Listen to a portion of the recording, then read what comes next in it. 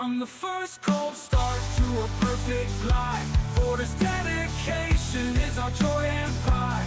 In every stream there's magic to find, a passion for flying and a heart so kind.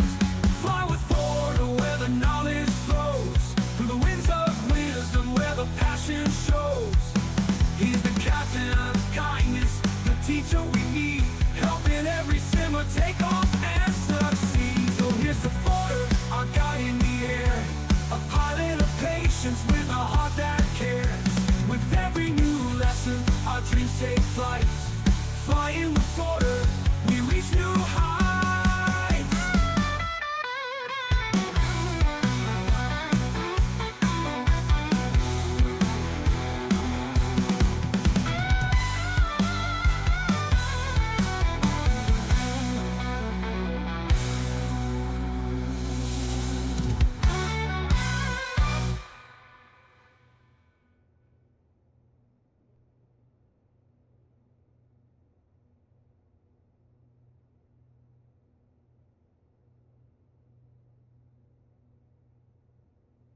Check. 1, 2, 3. Hello.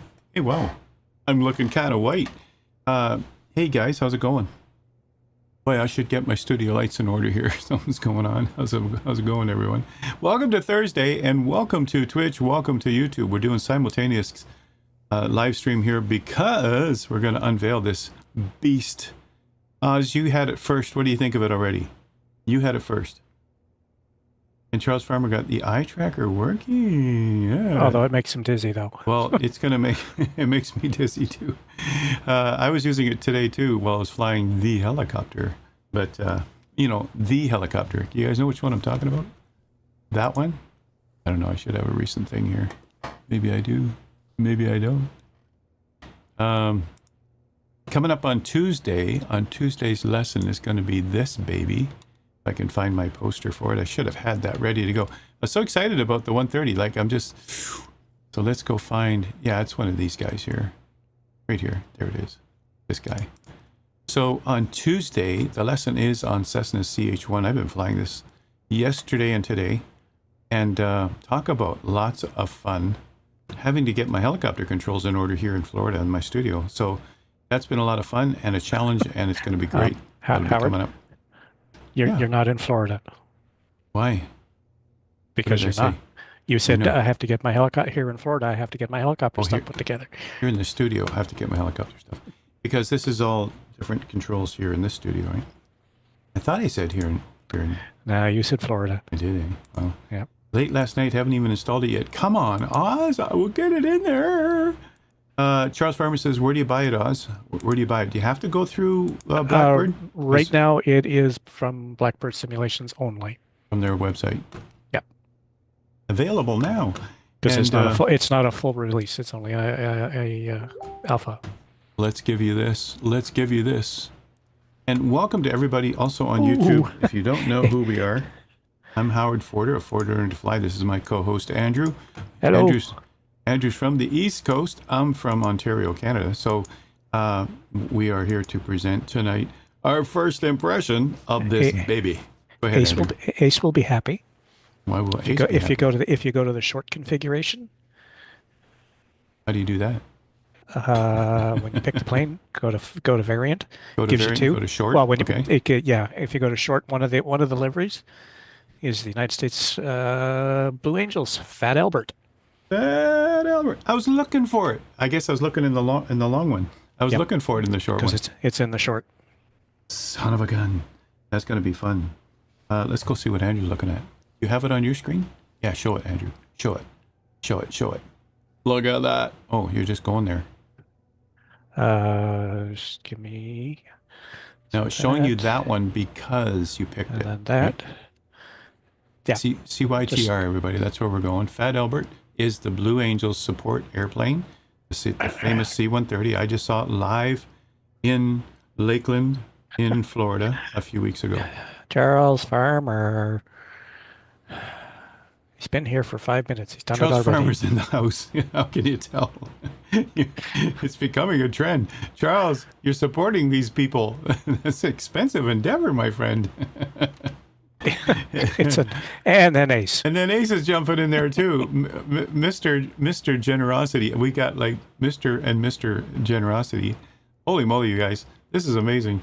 Thank you for that. And every one of you who just got this gift, please say thank you, because that is just amazing that they can do that. To be able to give that many gifts out, you guys, is a very generous gesture on their part. And thanks for that. It really supports the stream, helps us a lot.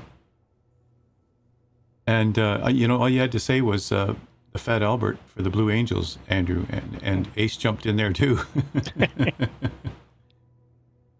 Hey, Abri Martha, yeah, thank you. And for those of you on YouTube right now, there was a whole gifted sub series of gifts given out to the Twitch followers here in the stream. So it was that's an amazing thing. That's pretty cool, right? Working boatloads of overtime will do that for you. Yeah, you've been working. You've been working. Strap says, thanks, Charles Farmer, and thanks, Ace, for your support. Absolutely. Andrew, are you gonna let us see Mr. Fat Albert there? Or like... when I get there. Oh, I see. It's loading in. Okay. Yeah. Super duper. Okay, I'll come back to me until he's loaded in, and I'm sure my stream deck here has me somewhere. There we go. So this is the page, you guys. I think I cut and paste that just before we had that flurry of beautiful activity going on. Let me just copy that again and put it right here. I'll also put it over here into the YouTube chat, and that way you guys can go to their website if you want. We're not here to sell it. We're just here to look at it. We've been waiting for this forever. I've always said when the 130 finally comes out, I'm going to love this thing. The Hercules. I do have the model here. I meant to grab it off my shelf. It's behind my green screen. And I've had this, you know, I've been in this plane for real. When I was in the Canadian Armed Forces, I still know some colleagues from the Canadian Armed Forces. They still do search and rescue along Lake Ontario and anywhere they're posted. The airport we're going to is CFB Trenton, Canadian Forces Base Trenton, where I grew up. And they're out of there. They're in and out of there all the time. And they go along from Trenton, they go along the north shore of Lake Ontario and do a touch and go or just a flyby at Toronto Island Airport and then head back to Trenton again. They go all over the world, but that's where we see them. Hey, 100% we reached our goal on the hype train. Wow, way to go, you guys. Way to go. That is awesome. And I think I got something in here like this. Is that an actual thing? Is that a thing? Is this like a cheer to go with it? Could be coming through the screen. Maybe. Something like that. And again, as I said, that took a while to load in. As I said to Andrew, I'm going to have to get it so that I can hear the stuff that's coming through the screen. Let's see what's happening with Andrew. Here we go. Let's look at this Fat Albert, you guys. So this is the Cessna, or sorry, the Hercules really? C-130. That's an awful big Cessna. I've been working with the Cessna helicopter. All right, this is the C-130, and this is actually, this livery is the Blue Angels support airplane, which is the 130. It's affectionately called Fat Albert. This thing I saw live coming in and out and demonstrating during the air show. This thing is a beauty. And so those of you who know the Blue Angels, the aerobatic display team that go around the country, they go around the world actually, showing off their skills, their precision skills, and this is the support airplane for it. Now this is just, I think this is icing on the cake, you guys, because I want the Hercules for the fact that it's a 130 with fully functional everything. The fact that it's made by Blackbird gives it a huge notch higher than what anyone should expect, because they make quality stuff. They've been working on this forever. They've been cooking this thing for so long that they wouldn't bring it out until it was actually 96% done, which it is right now. So that's what we're going to take a look at first try. And here we see Andrew's got the right livery right there.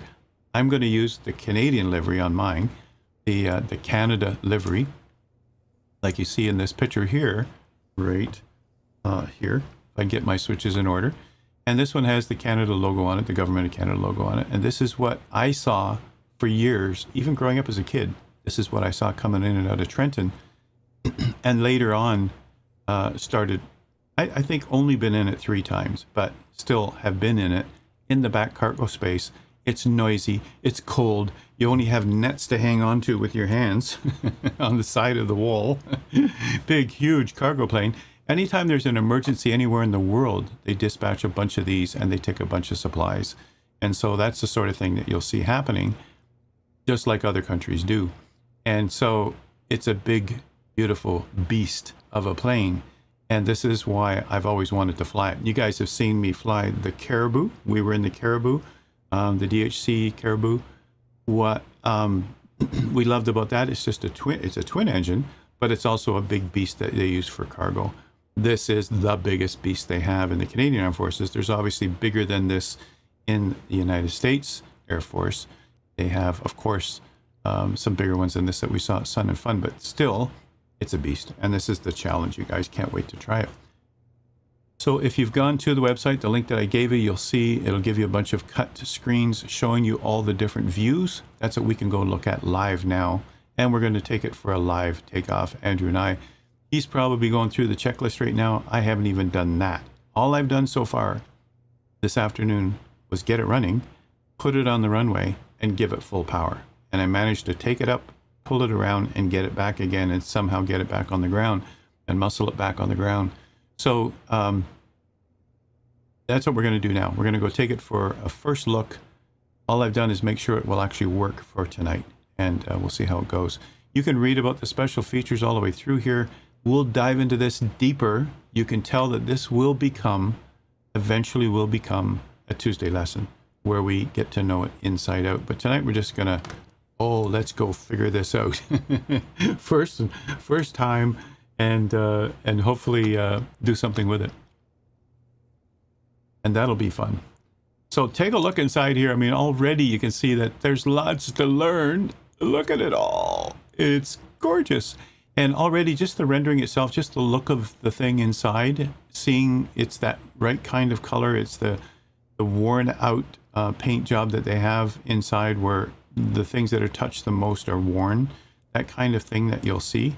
When you take a look at the yoke itself is mounted in the floor, pulls back and forth just like the real thing. I mean, everything's modeled properly. Take a look at the seats. When you see something like this, you go, yeah, I remember that now.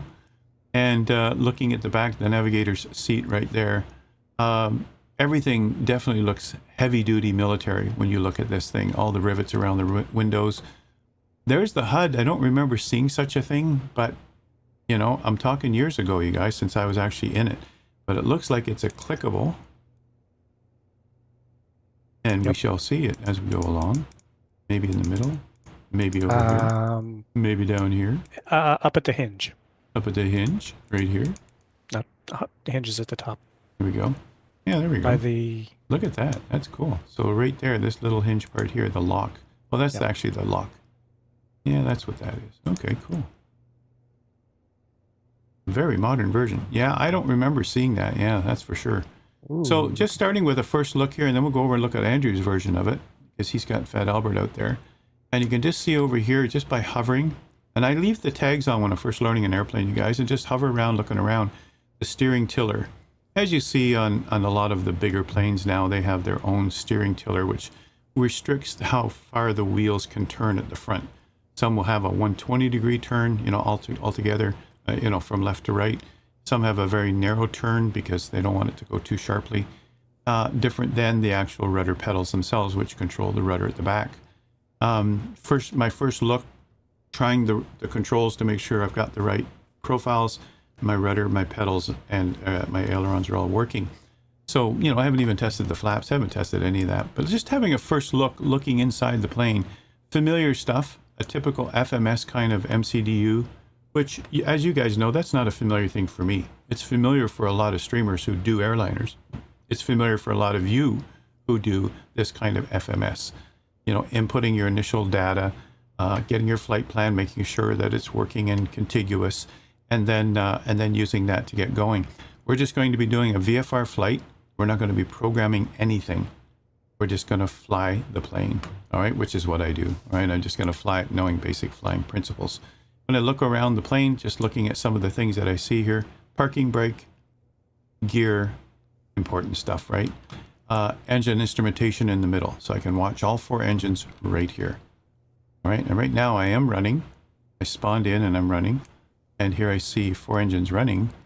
And for some reason, I've got 2 of them that are higher than the other 2. Let me just check my controls here. I've got 2 throttles here. I'm going to push one throttle forward. And it seems to be only on 1 engine. See, sir, there's part of my problem when I took it for a quick spin. I've only got 1 engine there. Okay. And then I'm going to try the second throttle. And it's on the second engine. Okay, so I don't have them mapped to all 4 engines. So that's what I'm going to do right now. No sense even trying to fly this thing. I can see over here I've got all the engine instrumentation that I need, fuel quantity, and all digital. Surprisingly, I don't remember being all digital. Maybe back in the day when I was as a passenger in these things, there was definitely all analog stuff. But landing lights, all the switches we need right there. And as we look over here, we can see obviously the most important part is right here. A lot of us are used to this. We're used to a PFD. We're used to glass displays. There's it showing us ground speed. It's showing us G's, how many G's we're pulling. Here it shows us obviously our speed, obviously our altitude. And over here it shows us our vertical feet per minute, which is normal. I like this, AGL, that's cool. And then of course our normal attitude indicator, as we call it, because it gives you your attitude information for pitch and bank, which is cool. I've got a master caution already, probably because I have no throttles.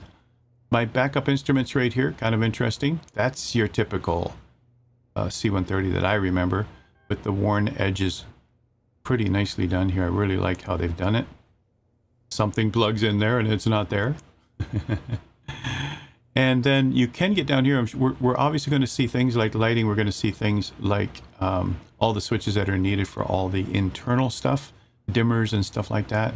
So, we're going to find all that stuff pretty easy. And we also do want to have a look at the yoke, just to see what's on it. And as you can see right here, a conventional old style worn yoke up from the floor. And here we've got elevator trim switches right here. Vertical reference synchronization control, okay. And we've got go around. There's our GA switch right there. Rudder pedal adjust. Oh, rudder pedal adjust. Oh, maybe rudder pedals in and out for the person sitting there. That's what I'm thinking. Or rudder pedal trim. If it were trim, they'd probably call it trim. So I'm thinking it's rudder pedal adjust, as they say. Now, taking a look at this, this is the part that, holy smokes. Probably duplicate 3 down here. No, there's 2 there, 3 here.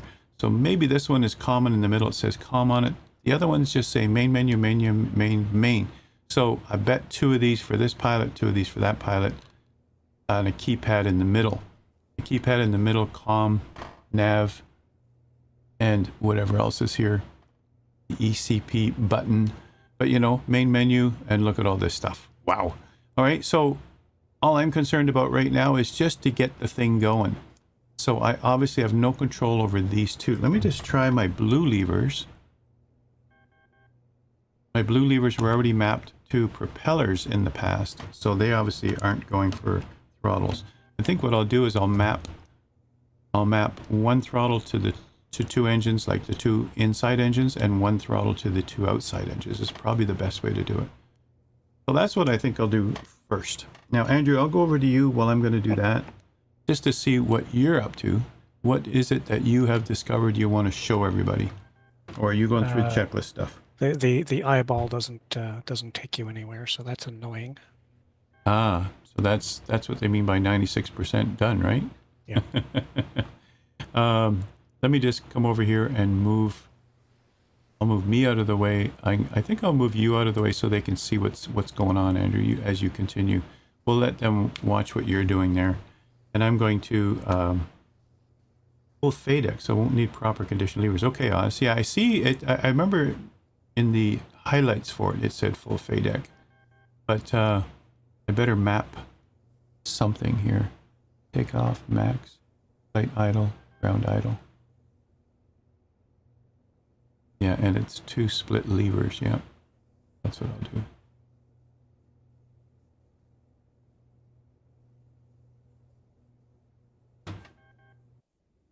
I'm going to go to settings.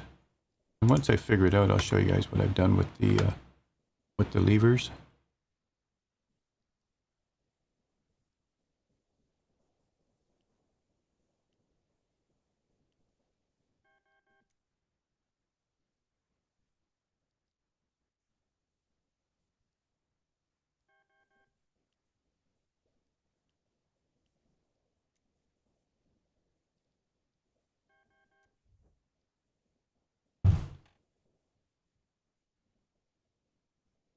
You still got audio, right, Andrew? As far as I know. Well, I'm still hearing you. Obviously, I don't hear the stream because.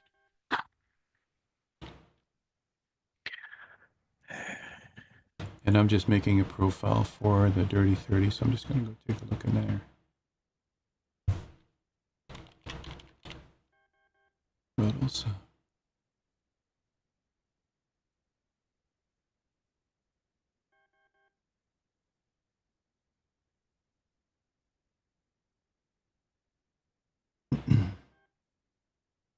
I'll just come over to mine just for a second, just to show people what I'm doing. So I'm just going into the profiles for controls. I'm making a specific Dirty 30 control.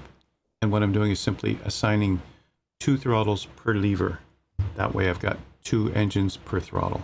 Inside the plane, it actually has 4 separate throttles.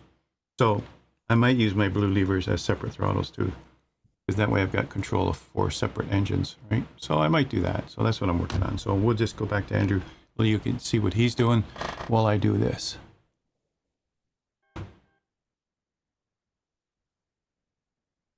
So,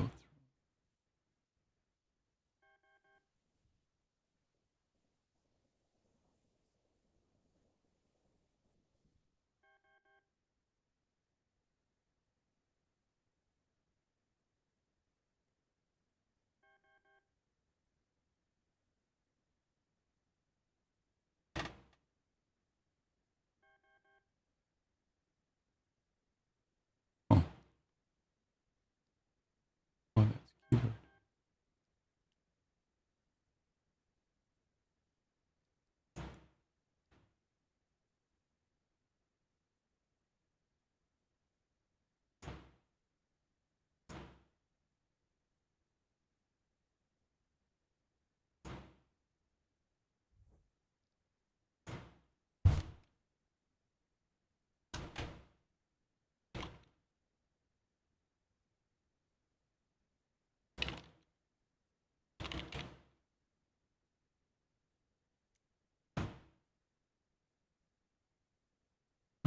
One.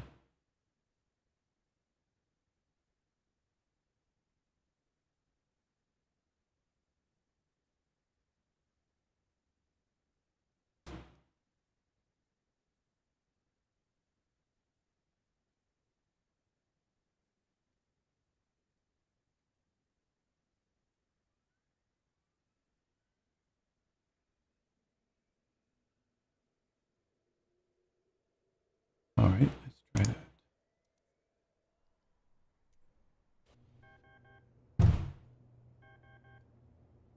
That one has to be reversed.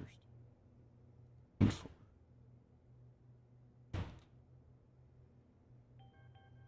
We'll come back here for a second here. Just wanted to show you guys. So I've mapped 1 and 2, but my 3 and 4 are backwards. I'm going from full backwards like that. So 3 and 4. That's all I need to get right going here. What about your Bravo's Boeing levers? There are 4 throttles in there with reverse levers. Oh, yeah. I forgot about those. Yeah, same with Strap. Yeah, I forgot about those. I'll just use these ones for now. I'll have to go find those. Here I am in Canada now. I've got to reacquaint where everything is. But, all right, so let's just go back in here for a second and make sure these are reversed.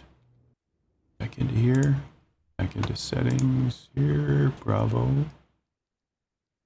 Right there. It's on Bravo. Good. And we'll go to throttle. And we'll just come down to 3 and 4. Throttle 3 axis here. And we'll make sure that that's inverted. Got it. Go back. Throttle 4 axis here. And make sure that's inverted. Beautiful. That should do the trick. Don't know what else we're going to need here.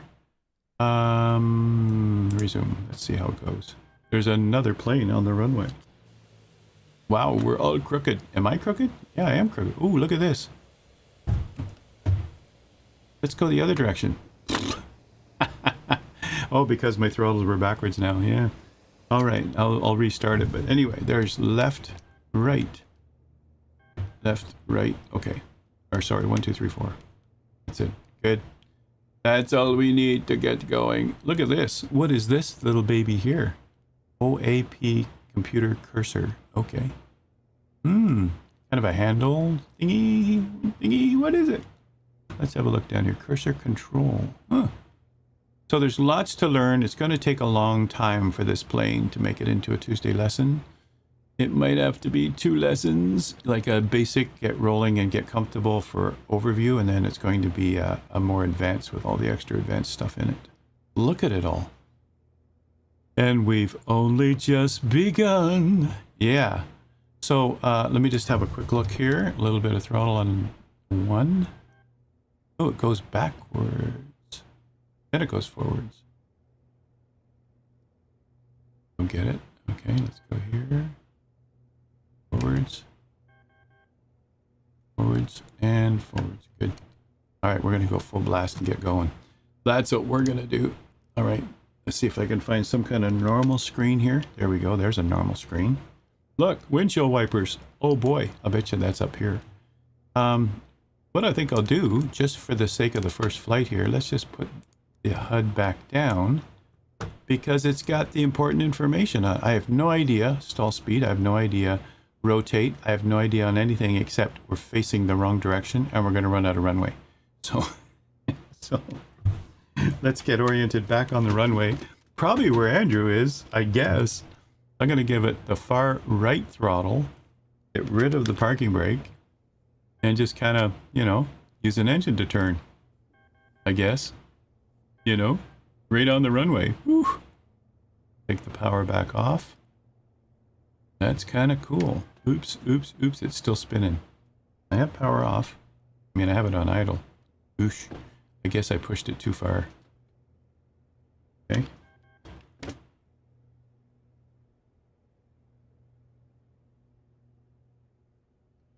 Kind of dumb to start out like this, you guys. It's almost like something's reversed. Yeah, I'm going backwards. All right, so I must be in reverse mode. Okay. Wow, is that ever cool? Let's jump down here, here. One of these views will give me our engines. No, guess not. Let's go back to normal view. Normal view and just go like this. I'm just wondering, because it goes backwards before it goes forwards. Here we go. Now it's going forward.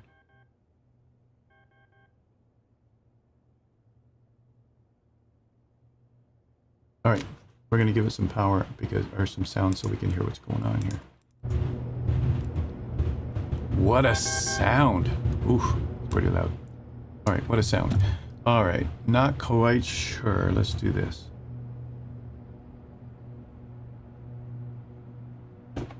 Let go of the brakes.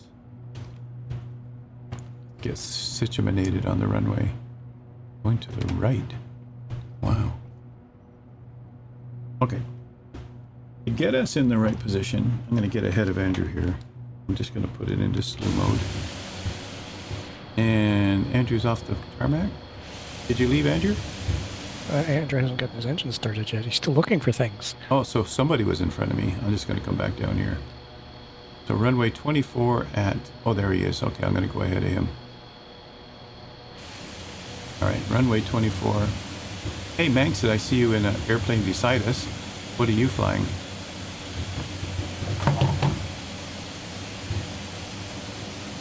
And now we will get back to here.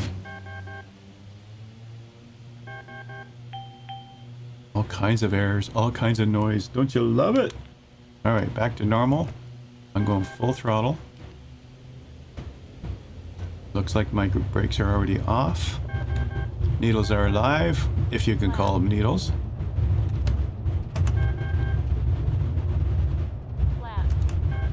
Yeah, flap. What about him? What about him?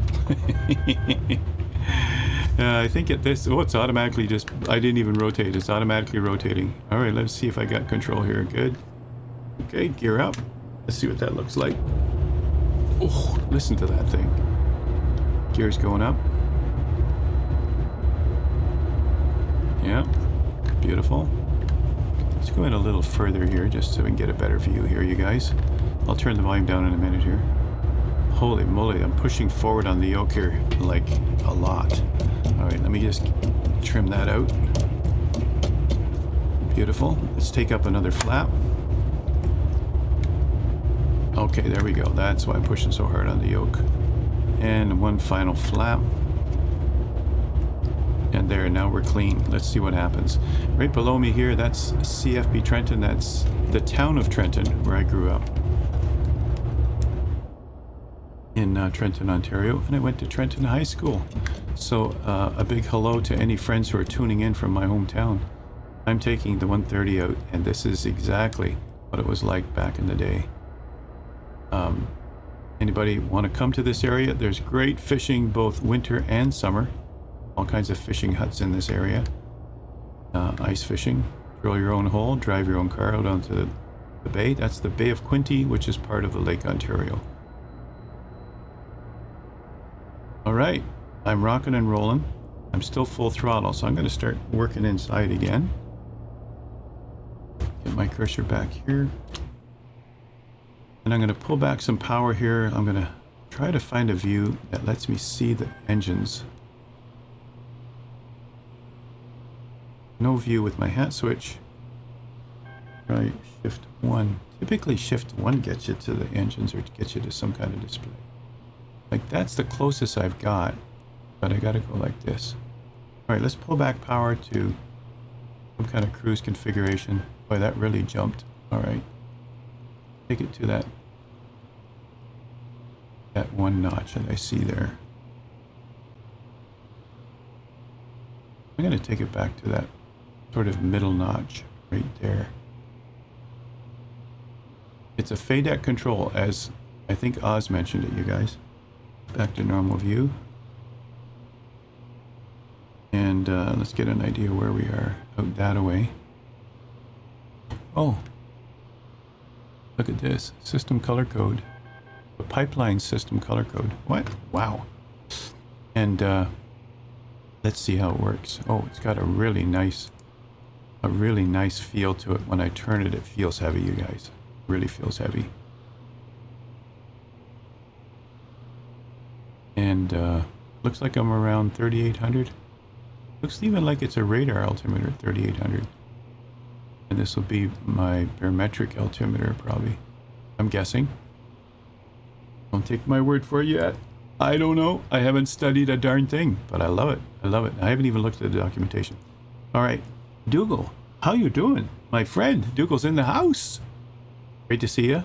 Tactical descents in the 130 are a real experience, but best done on an empty stomach. Yeah, Srap, there won't be a lesson on this Tuesday. This one's going to take a lot more research. It's going to take a lot more studying so that I know it well. I'm just trying my trim here. I've got some really sensitive trim, which is great. But I will be doing a lesson on this, but it won't be this Tuesday. This Tuesday will be the Cessna CH-1 Skyhook helicopter, which I've been working on, and the proofreading is going to come out soon for that too. Let me just go over here. This guy here, right there. There's the lesson for Tuesday, you guys. On this baby, this very unique ugly duckling, as some are calling it. It's been a lot of fun to fly. You can take the doors off too. So anyway, we'll do this one on this Tuesday. I don't know if I'll have the 130 ready for next Tuesday. I don't want to do a sloppy job of it, you guys. I like to do a lot of research. I like to get to know what I'm doing. This thing can move though. I mean, I've covered a lot of ground here just in this short flight. I want to give you both inside and outside views as we fly because it's always exciting. Take a look at the beast from behind. Now, Andrew's going to fly the Fat Albert, I think, right, Andrew? And Manx is my chase plane. Not sure what he's flying, but he's following. That's cool. Charles Farmer's up in the air. I see him there. And I'm heading straight for the ground. Yeah. It's a lot of fun to fly here, you guys. My first flight this afternoon, obviously I was going with 2 throttles only. And no wonder it kept veering to the right. And I thought, something's not right. And I didn't have time to fix that, right? Hey Sarah, how you doing? Welcome. What are we up to? Well, we're having a look at it's called the Dirty 30 from Blackbird Simulations. It's the I keep wanting to use the C as a Cessna. It's the Hercules C-130. And I've got it in the Canadian livery here, which is typical, the gray Canadian livery. Andrew's flying with the Fed Albert livery, which is the Blue Angels support aircraft. So that's Andrew's screen right there, and he's looking around his plane right now, and he's going through the checklist properly, which is what I'll be doing when I do finally get it ready for a Tuesday lesson. I'll go through the checklist in detail.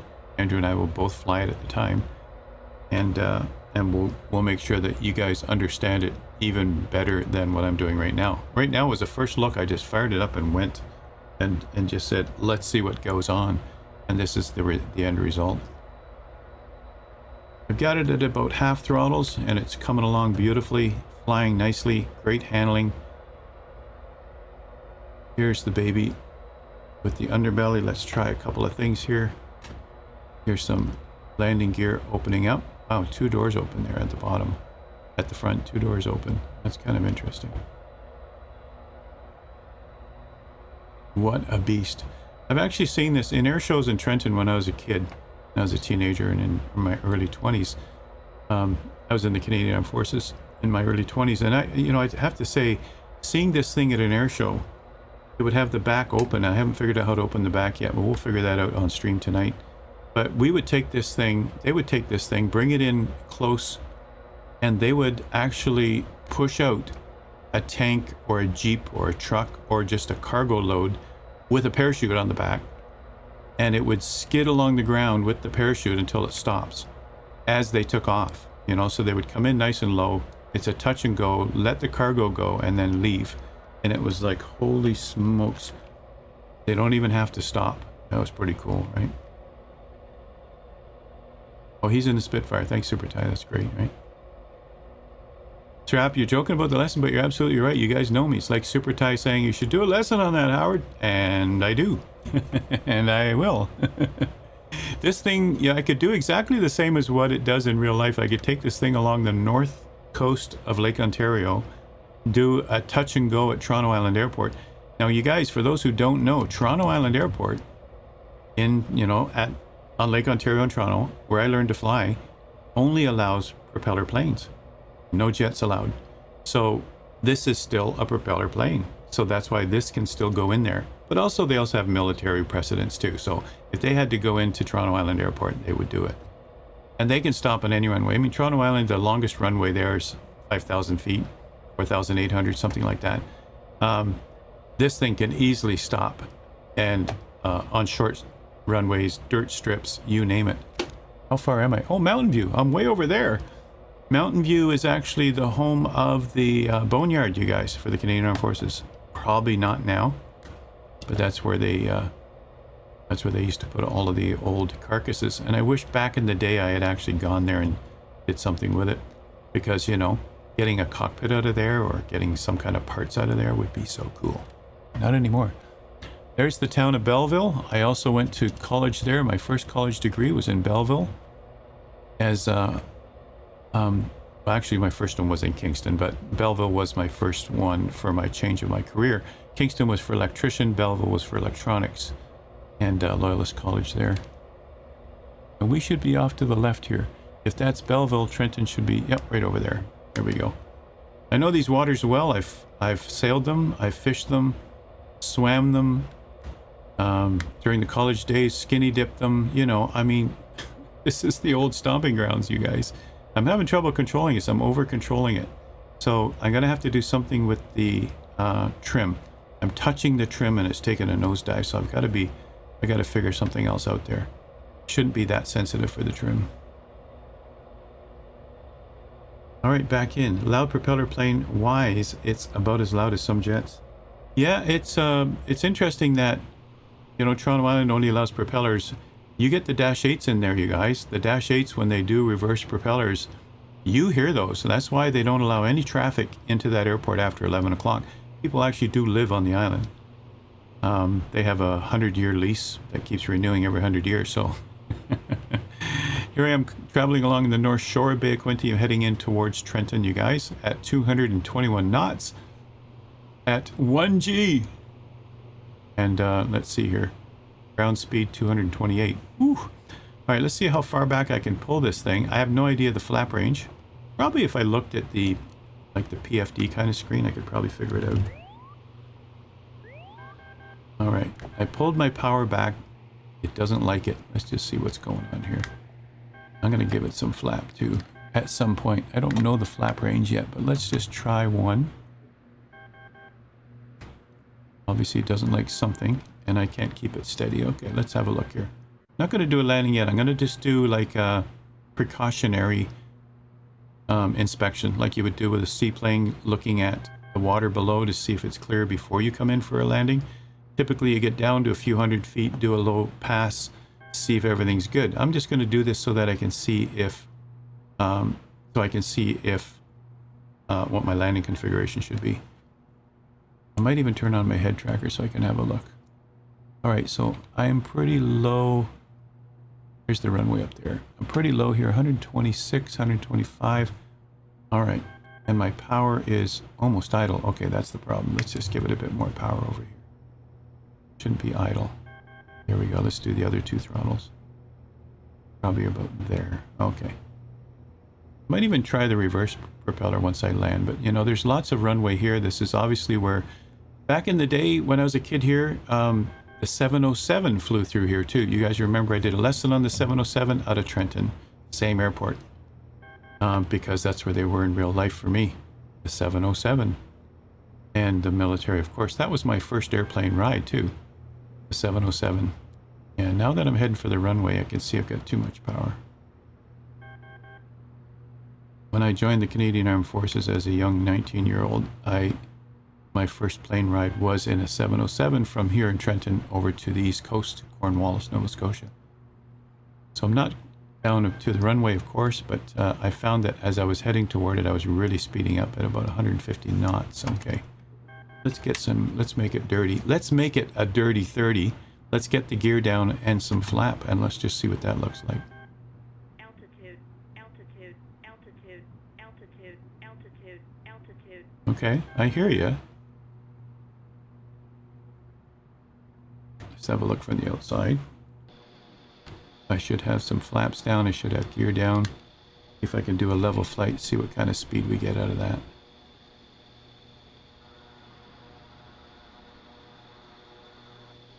Not quite sure what my stall speed is, but that's what I'm looking out for. I don't want to stall. Looking at this, I better be able to some more power here before I pull up. It's getting kind of mushy. Yeah, that feels like it should be. Right here, I can see I'm just above this red area down here where it says FS Expo. I'm just above that, so, and I'm doing just a nice slight climb. So I think this is probably appropriate, but just give it some more power here. Not giving it full power, you guys. We obviously know this thing can pull out with full power. So like that, I've got positive rate of climb. I'm going to take one flap up.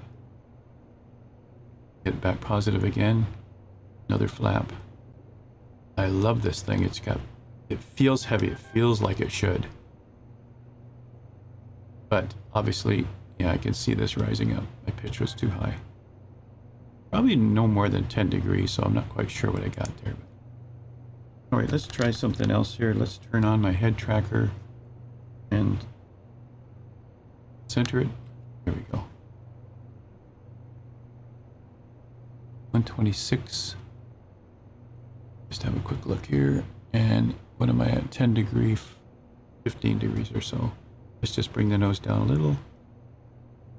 More flap up. Positive rate of climb. We're good. And I've climbed up to 112. Is that all I'm at? Yeah, that doesn't look good. Yeah, let's get that nose down. 1,700 feet. Picking up some more speed here. All right. That's what it is. So again, I'm going to have to look at enunciators and figure stuff out. I have no idea what to configure up here. And I'm sitting at, again, just cruise power when I'm doing all this. But, you know, anyone can put it up to full power and go. Oh, look at the little windows out front here. Oh, huh.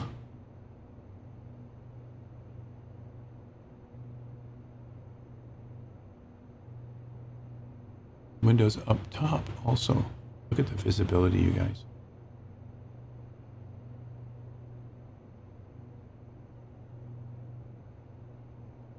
Amazing.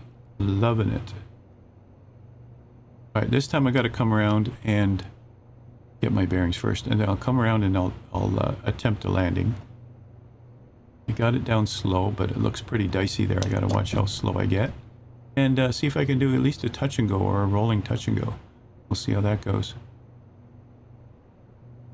That should be mountain view over there, maybe. Hard skinny dipping, yeah. Hot tub forder, yeah. Back in college days, you do stupid things, you know. But, you know, we just like, you know, you're so intense with your studies and, you know, you're always head in the books and working hard and all that.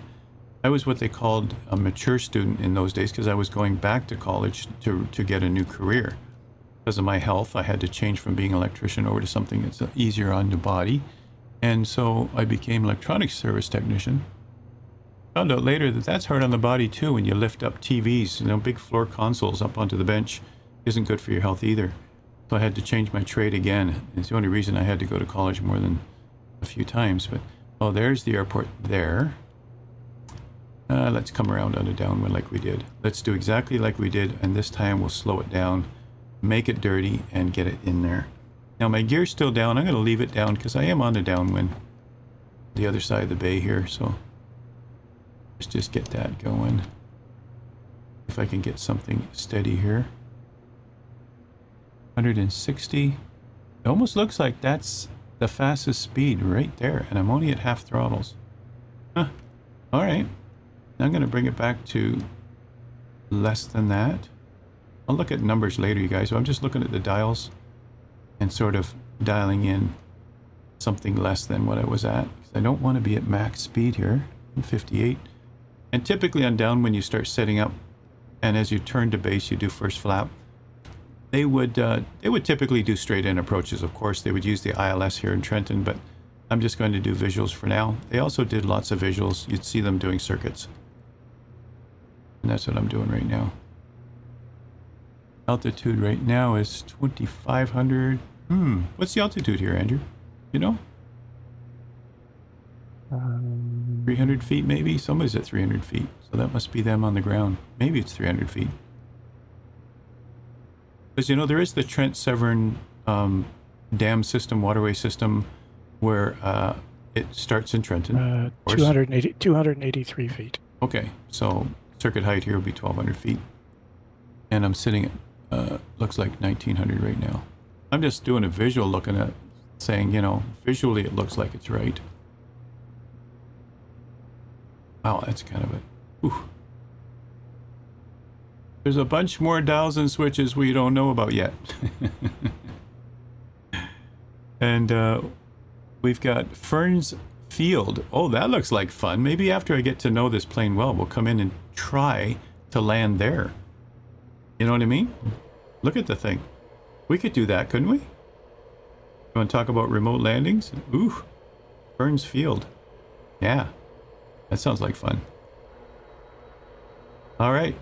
We're downwind. We're far enough downwind that I can set up for this, I think. Let's go. Heading over. Let's see what happens. Cross your fingers. Howard's going in for landing. He's going to try anyway. Yeah, obviously I'm not doing it right because master caution's on. And later on I'll figure out why. But for now, all right. 143... Looks like around 120 is stall. Probably want to be around here to land, I guess. I'm going to guess that this is pretty much And this is pretty much downwind here. I want to make sure I'm at least from this far out, a mile or two. I want to make sure that I'm at least at circuit height. I'm at 18. I want to be at 13. I'm just going to let it fall a little more. Pull back a bit of power. And during that phase, I'm going to just hold my altitude and drop a flap in here. What am I at? 132. Okay, that's good. I like 132. All right. Rubius, how you doing? The A400M cargo. Is that what this shows? Are you flying this plane? Or are you flying an A400M? All right, got to watch my speed here. 120 is this max that I want to be. Give it a bit more power. And a second flap. Yeah, I'm a bit close. Okay, let's do a slant final here. Here is down. 3 in the green. 129 knots. I said I wanted to be just around that range. Yeah, that looks right. I have no idea if that's textbook, you guys, but that's what we're working with. Let's take her in. The flap. Let's get this thing as dirty as we can. The dirty. 30. Definitely looking dirty. Gotta watch my speed. Altitude. Altitude. Yeah, you told me that last time. Altitude. Altitude. Altitude. I'm gonna guess it does that when you're this far off the ground. I'm about 500 feet on short final. All right. Ooh, ooh, ooh, ooh. My head tracker's messing me up. I'm not aligned properly. Get over. Try to hold my head steady here while I line it up. Yeah, I'm way high coming in. But let's just pull the throttles back. Doesn't like pulling the throttles back. That means I'm going to have trouble, aren't I? Look out, Andrew. I'm coming in hot. Yeah, I think I hit Andrew, you guys. What do you guys think? I'm just going to give it all the way reverse and see if that actually works. It looks like it works. I'm not using brakes at all. What does it look like on here? Yep, going backwards. Okay, put it back to neutral again. Put my throttles back past the indent. Don't hit the brakes. I'm actually not going to put the brakes on because I'll do a tail strike. Wow. I shouldn't have left them on for so long. Maybe even 1 or 2 of them, right? That was cool. Boy, these things are powerful. All right, I'm going to give it the brakes. Hold on, brakes, brakes, brakes. Wow. That was powerful. I couldn't believe it. Yeah, I was going backwards. Yeah, well, I expected it. I know they have reverse prop. And sorry, guys, I got my head tracker on. Hold on, let me just figure out my keys down here to knock it off. Here, that should be off. There we go. Because I'm going to look around now. I'm looking at chat too, right? So, Simaflyer, what do you call that approach? A-San? A-San? What? C-130 bailout from crew entrance door is not recommended. Airspeeds above 150 with the landing gear extended. Why not?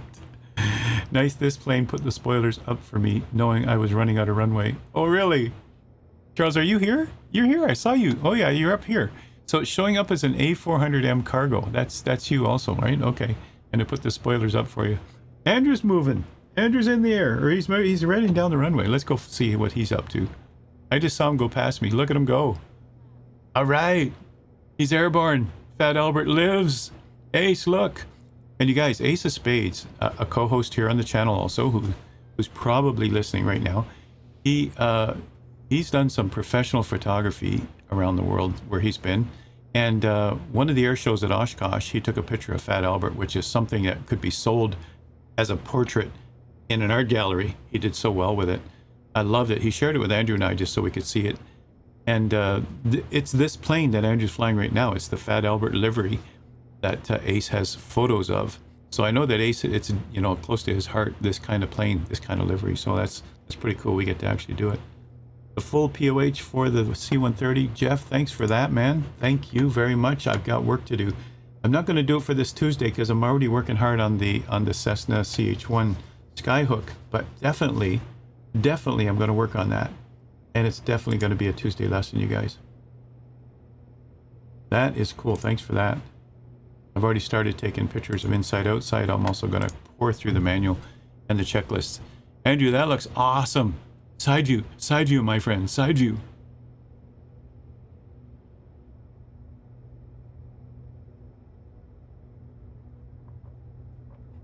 I'll bring us both back in here.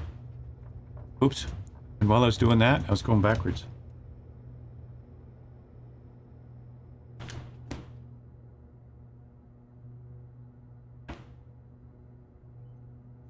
Sure. Okay. Trying to watch Andrew's screen, you guys, and my plane's going backwards. Okay. Not sure why.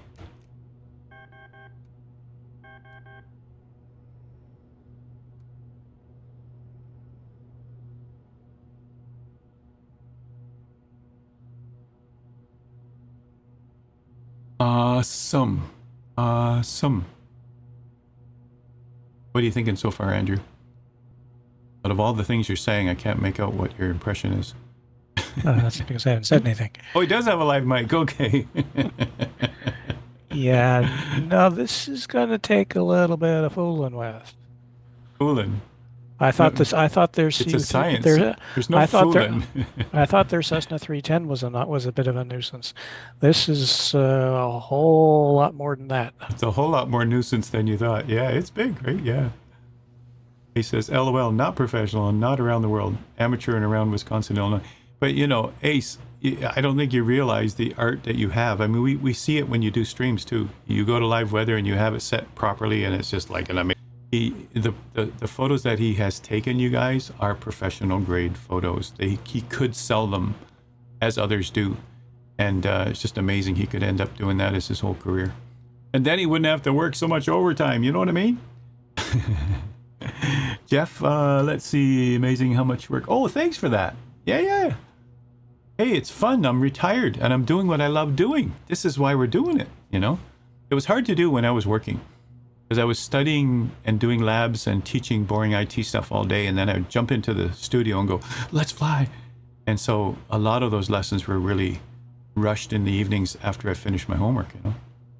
So it's just nice to be able to devote more time to it now. Other than my distractions here in Toronto, right now, this is the only part of the basement. My studio is the only part of the basement that wasn't affected by the floods and all the rest of it. So behind my green screen and behind the bookshelf is the big mess that we had. And carpets are ripped up. Underlay is disposed of. I got big work to do there. And, you know, the fun of coming back to your house after a while and finding out that things are not in order. So, Andrew, have you touched those top screens at all? Looks like they're just the same as mine, right? You haven't done anything with them? I don't mean up top. I mean the upper panel, the upper dashboard there. The 3 LCDs that say main menu. You mean the 4 that say main menu, because there's 2 on each side. Okay. No, I haven't touched them yet, but...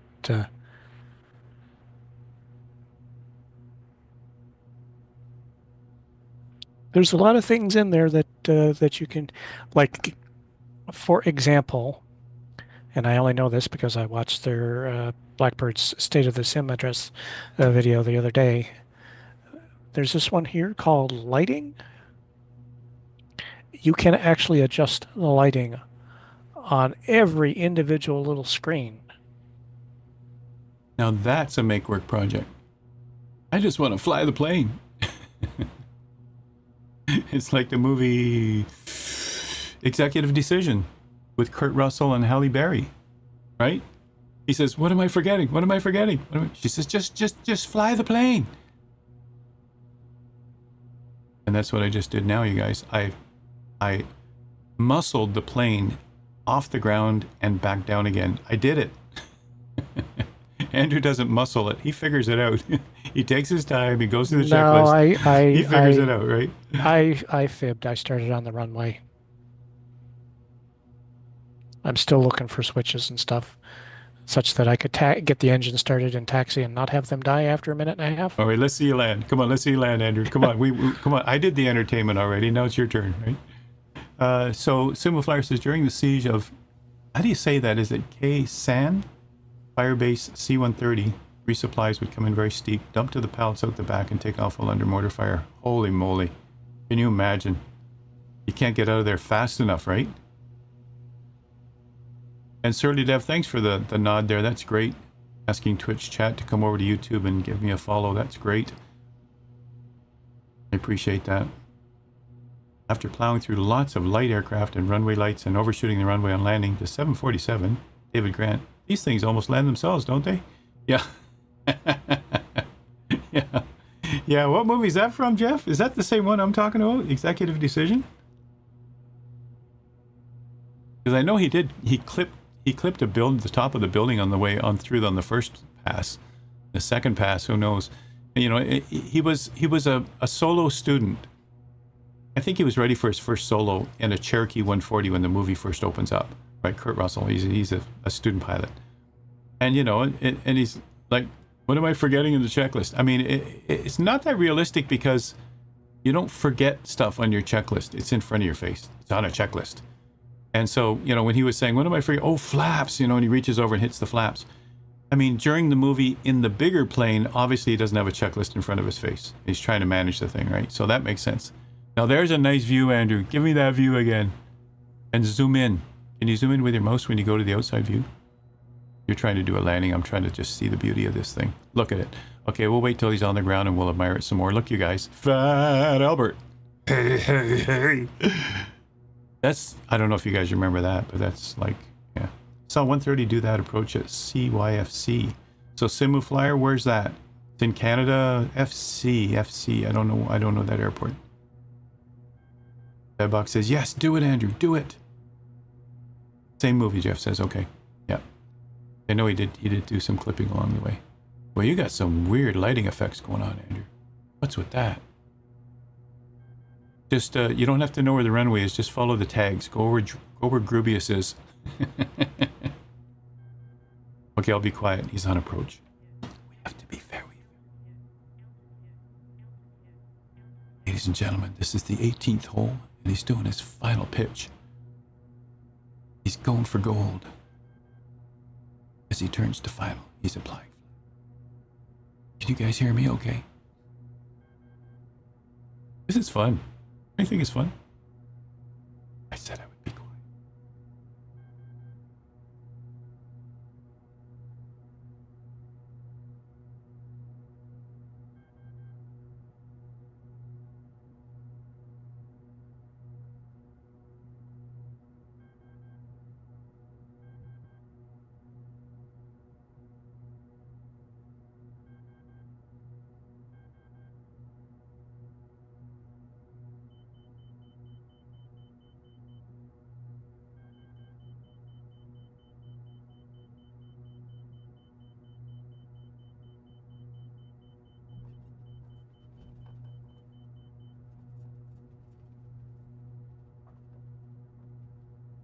Smoother than Howard. That was nice. Obviously low to start. Is that Forder in the way? No, I'm not at the start. I'm further down the runway. Look at you. That didn't take long to stop. Did you use aerodynamic braking? Reverse prop? No? Or just brakes? Just brakes?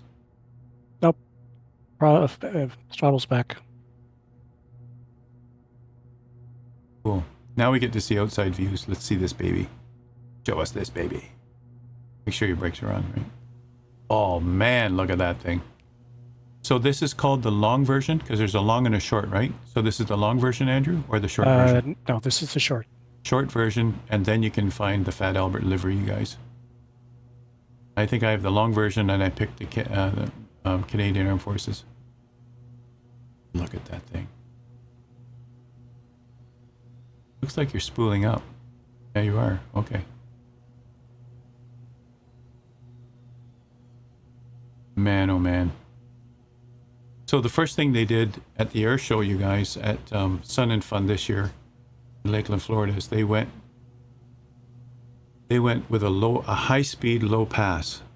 He couldn't have been 50 feet off the deck and went right past this full bore. I mean, this thing was just a monster coming at us. And then pulled up really sharply after that. Not much they can do. They're certainly not going to do the same thing. Oh, look at that version. Wow.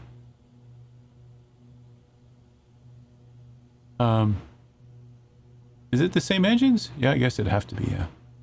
EC406 it says on the tail. Wow. Yeah, that's the Airbus A400. That's That's Rubius, the yeah. that's the modern version of the C-130, Right. or what's taken its place in a lot of Air Forces. Yeah, take a look at the tail. Yeah, the high tail on there. Yeah, on that modern version. I thought maybe those are turboprops, but you know, we're on turboprops too, so just different versions of them, I guess. Yeah. Yeah, interesting. We have more windows in this older version. Cool. You must be looking at another screen. Okay. Because as soon as Andrew gets, as soon as we see the floor, we know that he's looking at another screen. Is this plane in standard MSFS 2024? Zybok, it's a payware. He got that afterwards. Okay. His next comment, it's like, oh, It's a Blackbird plane. Yeah. Yeah. Sorry, I'm just catching up on here. Yeah. So it's Blackbird simulations, you guys, and it's the C-130, but they're calling it the Dirty 30. There might be a copyright thing. They might not be able to call it what it is. They might not be able to call it the C-130. So it's the Hercules, you guys. That's what it is. It is what it is. Yeah. yeah. Your tag calls it the C-30J, not the C-130J. C-30J.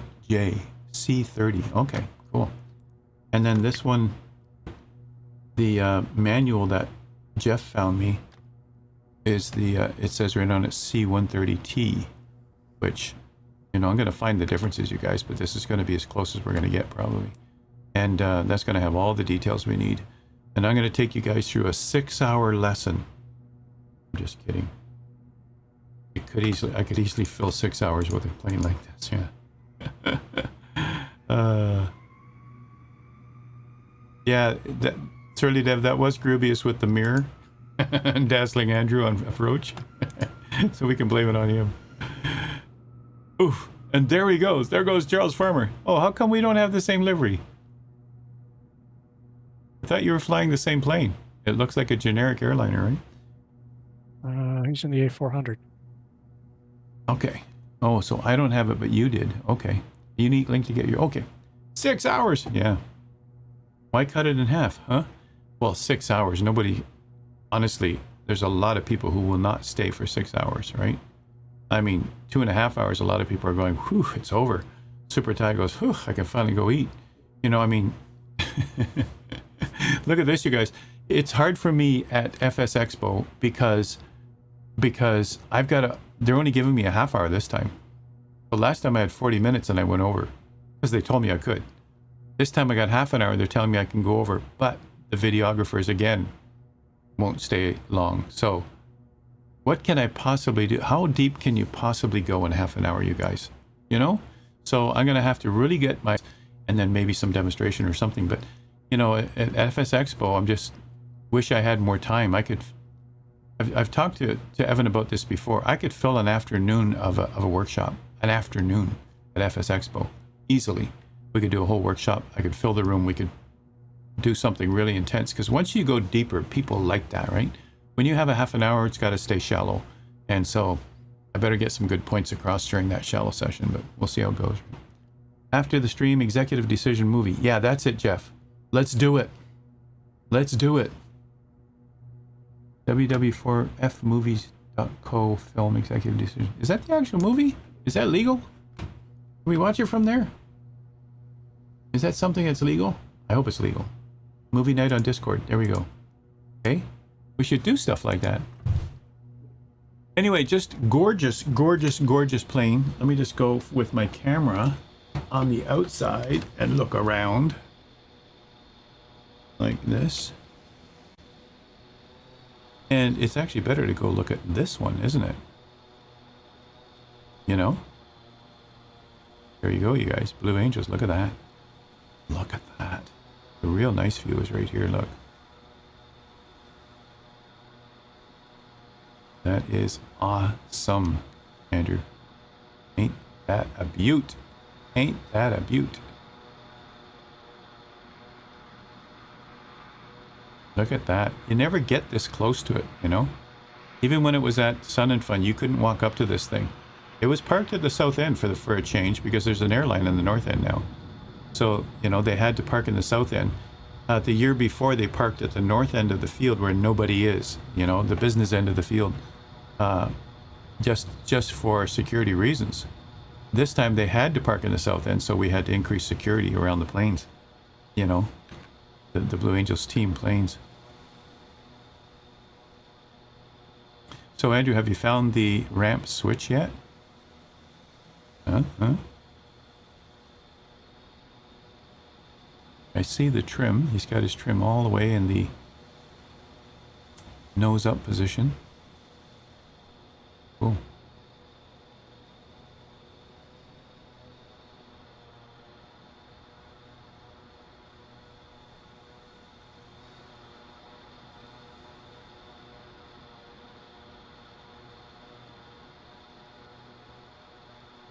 That's cool how they put all the names of the guys on it.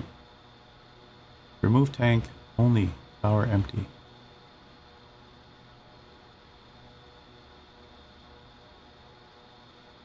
Ooh, chaff dispenser, you guys, right there. We always wondered, huh? Maybe we got a button for that, Andrew. Would that be cool? We'll do like an evening or a dusk flight, and then we'll just throw chaff out there. Wouldn't that be neat? I wouldn't put it past Milviz. I wouldn't put it past them to be able to do that here. Let's see, what am I after? Here. Just looking at the propellers, it's just amazing.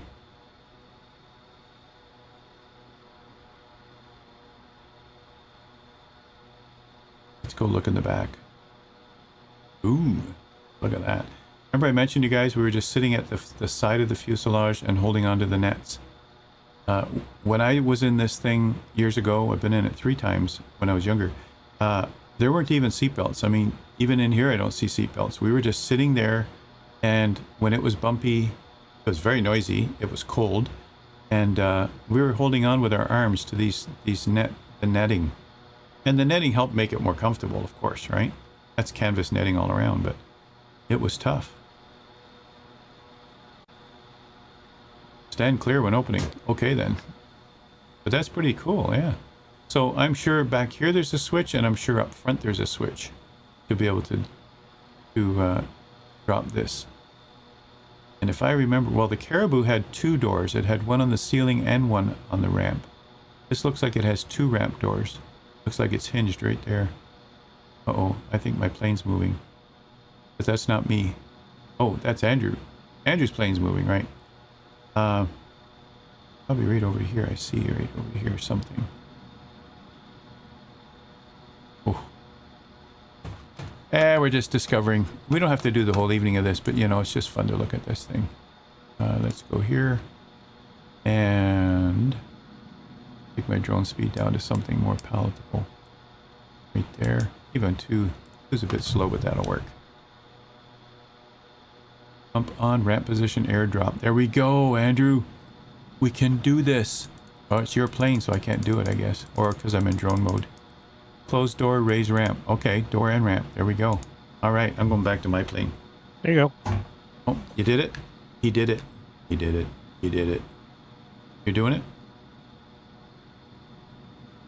One's a door, one's a ramp. Okay. I'm guessing the door is the far one. That closes it up completely. And then this part here is the ramp. So you did it? I don't see anything moving yet. It's kind of cool. Ultra economy class. Yeah, that's it, rookie. Yeah. Let's see. ForderLearnToFly Discord Mystery Science Theater with Howard and Andrew. That's fine, kind of interesting. Oh, look. Even give us a background. Isn't that nice? Mystery Theater with Howard and Andrew. Cool. Not a bad idea. Maybe we should do that, you know, right? Hey, is this something new in 2024? I ran off the end of the runway and a fire truck headed to me. Oh, really? That's cool.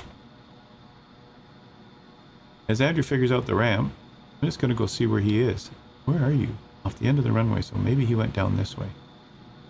Charles Farmer, are you okay? I see Meyer down there. I see Krabby in the air. I don't see Charles Farmer. Maybe he's down this runway. Charles Farmer says, I'm gonna be keeping them guys busy. Lots of fun. I haven't had that effect, but you know, we got to try it, right? Skipper Jeff says, were you using say intentions? Yeah, that's probably the reason. Yeah, I wasn't today, you guys, but I certainly will as we get going again. That's kind of neat. There's the flap system.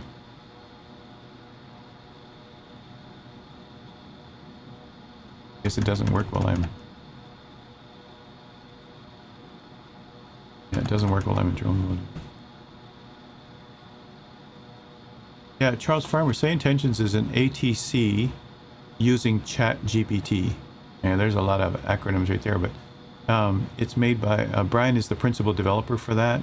Skipper Jeff is involved in it. So am I and Andrew. We've all... The few of us, Noiseboy Mike, a few of us have been involved in it since he started doing it. He started out as, he wanted to just, he's a developer, and he started out using ChatGPT to help his dad with ATC. He said, how hard can it be? And turned into this full-fledged product that he's been developing over the last year and a half. And a lot of us absolutely love it. There are hundreds of subscribers now, and we're flying all over the world using ATC with our voice and our microphones. And it also has evolved into, well, it's full IFR, you know, end-to-end, full VFR end-to-end, and also helicopter phraseology is there also. But it's also, it also has mentors. Two-Tone Murphy's a mentor in there. I'm a mentor in there. It also has tour guides. Tour guides, wherever you fly, it can talk about the area. I mean, all of this. When you're doing missions now, missions without career mode, you have a crew with you that will help you with the rescue. And I always use the Andrea team, and it's always lots of fun. We go do a rescue. You actually see the fire on the mountain, and you go in and you pull the person out of there, just like you would in career mode. So Say Intentions adds a lot. Now they've injected traffic too, and that's what we're testing as partners. But they've done a lot with this product, and they're innovative, and they're a small enough company that they can change quickly and fix quickly. And a lot of people, leaps and bounds, are changing over from Beyond ATC over to Say Intentions once their subscription runs out, and absolutely loving it. So that's what that is. And so Say Intentions can have fire trucks come out and help you. Say Intentions can have you take your helicopter with your patient and go to a specific hospital helipad, things like that. So people are loving it because you don't have to be in career mode with all its quirks right now. And they're loving the fact that Say Intentions can do missions, which is pretty cool.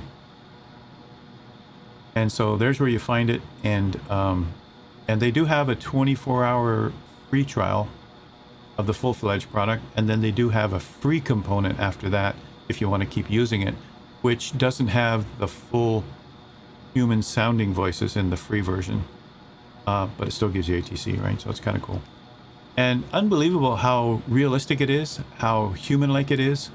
Even asking it for a different runway or asking it for something different than what they've assigned you, it'll help you with that. I mean, it starts to feel like you're talking to a person, and I keep forgetting that. And even your rescue team that's with you in the plane, hey Andrea, can you bring me a Diet Pepsi? And she says, yeah, just a minute, Howard, I'll get you one in a minute. And you know, it's like someone's right there in the plane with you. So it's a lot of fun. I'm having a ball with it, and I've recommended it to my students on Udemy. I have about 400 students worldwide on Udemy doing courses, and I'm recommending it to them because then they don't have mic fright. They're not talking to, let's say, a VATSIM or a Pilot Edge person, a real person who knows a lot about ATC, and they're not intimidated because they're saying the wrong things. It's a computer chat GPT, so they talk to it, they practice their phraseology. If they make a mistake, nobody's going to be rolling their eyes, and I think they like that. They tell me they like that. And anyway, that's what Say Intentions is. And he's at FS Expo last year. Lots of people at the booth. We had to go and help him because he didn't have enough people to help him. This year, he's bringing staff with him and his wife and everybody else who's helping him and keeping up with the crowd that'll be at his booth. So we'll check it out at FS Expo. And I'll be doing some live streams from there when I'm there this year, you guys. I won't have Andrew holding the camera this time. He's not coming. But I'm hoping I'll be there. The way the political relations are right now, we're not sure I can even get back into the US, but we'll, you know, hopefully we can. And I'll be there at FS Expo. I'll be driving down with my Tesla from where I am here. I won't be flying in, but I'll be driving in. All right, let's go for one last flight. What do you think?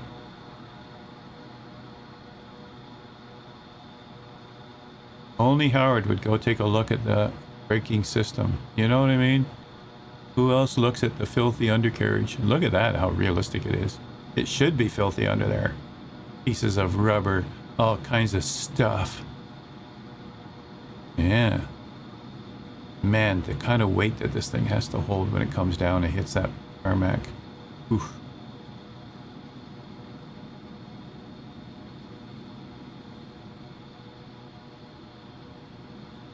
Pretty wild. I thought I could raise my flaps with my Bravo while I'm actually in drone mode, but I guess not. Let's come out of drone mode. And just jump in here with the mouse, and then we'll just raise flaps there. Yep, there they go.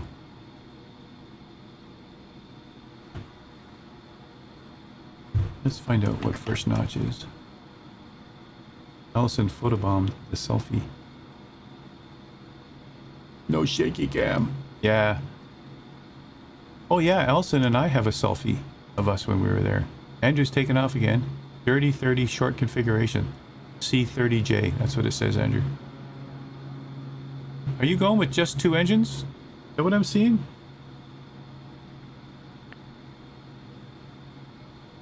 I saw your right 2 engines weren't even running. Oh, they're there. Okay. Don't let me distract you. It's just when I saw you go by my plane. I'm going to head out too and follow you. Follow that plane.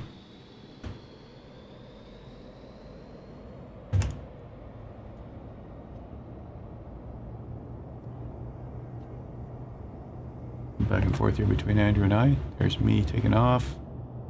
Andrew's up ahead. This thing comes off the ground in no time. I'm not even using half the runway.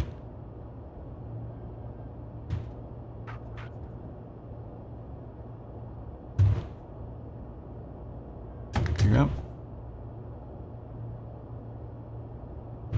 What have you figured out, Andrew? You're going for another flight? You figured out more things? Nope. Nope. I like the wrinkled fuselage skin. I like the dirt and grime underneath. Yeah, thanks, Early Dev. It's, you know, we're just first look. We're just examining the baby and getting a feel for it. Now, you said that you were trying the ramp, Andrew. Did you actually get success with that? Oh, yeah. The ramp did open? Where's the switch for that? At the back? No, it's in the tablet. Ah. Oops. Watch my pitch. In the tablet, okay. Alright, I got full power. Go to the going. tablet. I got your screen on so we can see what you're doing.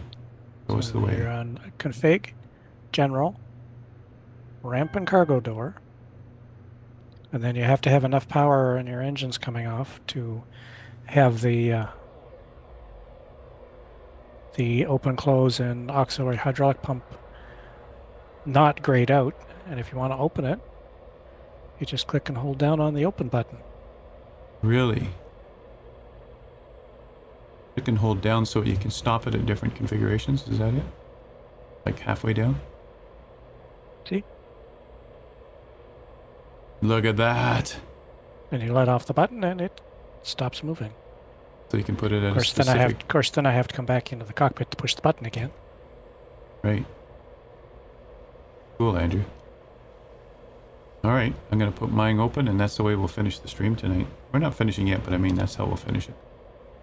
We do have to talk about other things. I know this is like a great thing to just keep talking about, but you know, it can get to the point where, okay, we saw it, Howard. We had our first look. But other news, you know, our Thursday evening, we typically look at cockpit photos from your home cockpits. We also look at new products that are out, or we at least announce them. SuperTie is usually good for telling us what's coming on the horizon or what's already released, and we may not have even known. Because he keeps his thumb on the pulse of what's going on in Sims, right?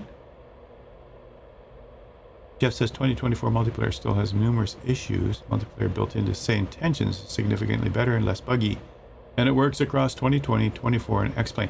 So we could start doing that, Jeff. But on our group fly on Saturdays, we don't, because it shuts out anybody who doesn't have Say Intention. So it shuts out the majority of people. So, you know, same as trying to use standard liveries when I do lessons, because then everybody can see the plane properly, you know.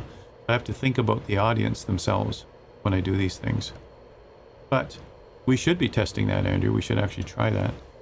All right, I haven't been watching your screen. It's all closed up now. Cool. Yeah, Ace, that's true, right? And it also shuts out Xbox. So, you know, if for our public group flies, that's not necessarily a good thing.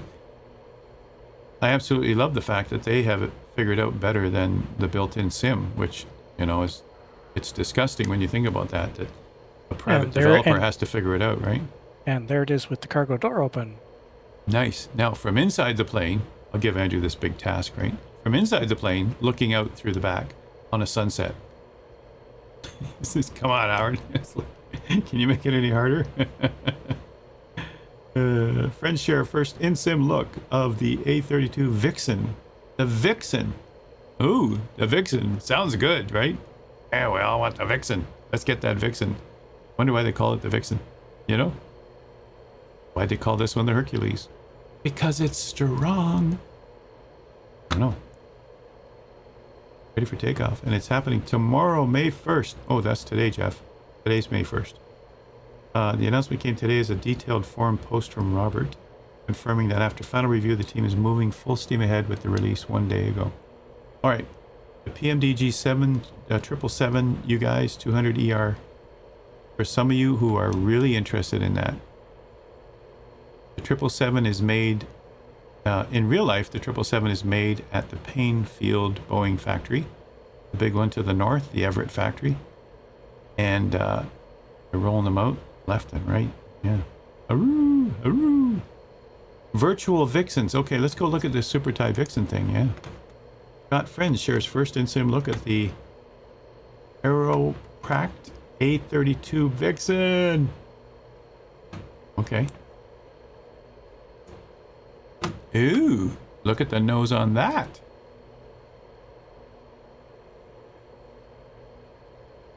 Holy moly. Talk about going from the most complex plane right now tonight to a nice little simple thing. Oh, that's cool. Got Friends, you guys. We are partners with them. I'll get my hands on that baby. We like those guys. Powering back. Definitely not coming in for landing. I think I'm a little too high. What do you think? It's great to see Trenton again. I don't visit it often enough. It is 2 hours from my home. It's 2 hours from where I am right now. But a lot of my friends have grown and flown other parts of the world.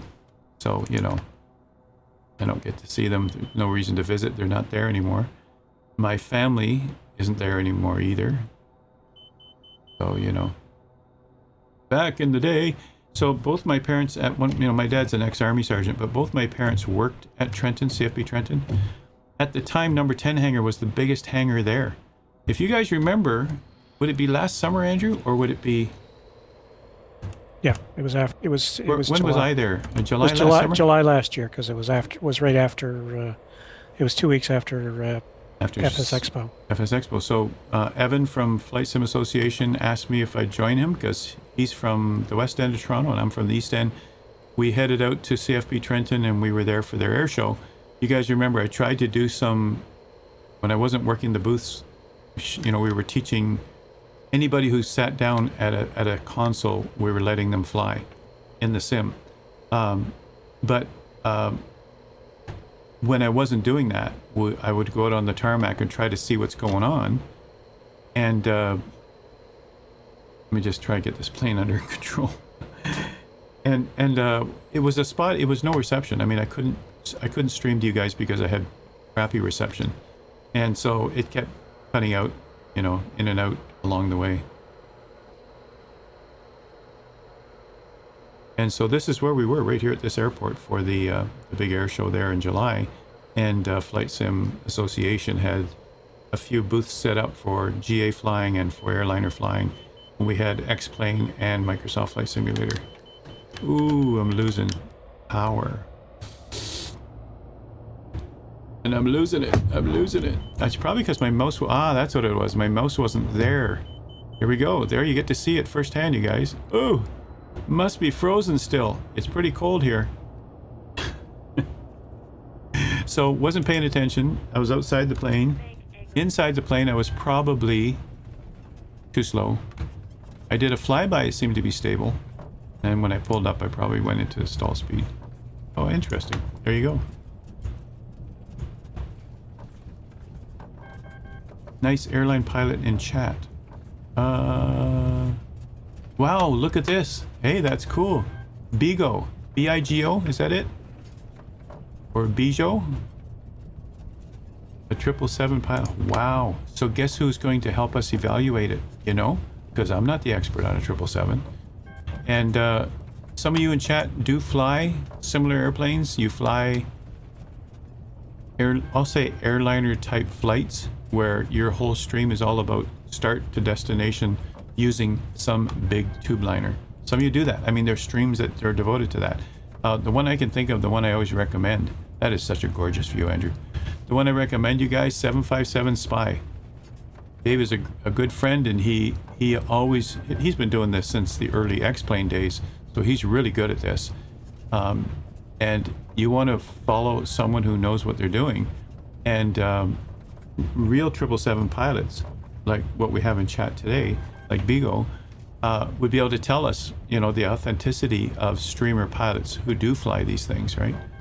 And give us some tips. In the days of COVID, when COVID was still early and a lot of the pilots were at home, we had 2 airline pilots come on stream with us. Do you remember their names, Andrew? One was VNav Path. And Duckmon Fault. Yeah, Duckmon Fault, yeah. And the 2 of them, 2 different streams, helped us fly 2 different kinds of tube liners because that's not our area. We don't do that on this stream. And talk about informative. I mean, the whole first lesson, see if I can turn down some volume here on my plane. The whole first lesson, we didn't even leave the airport. I mean, we didn't even taxi out to the active. The whole first Tuesday lesson going through checklists, and they called it the modified checklist, Andrew. That's pretty cool. Yeah, that is neat. And that's a view of Trenton too, right? That's you climbing out of Trenton? Looks like it behind you there. Yeah.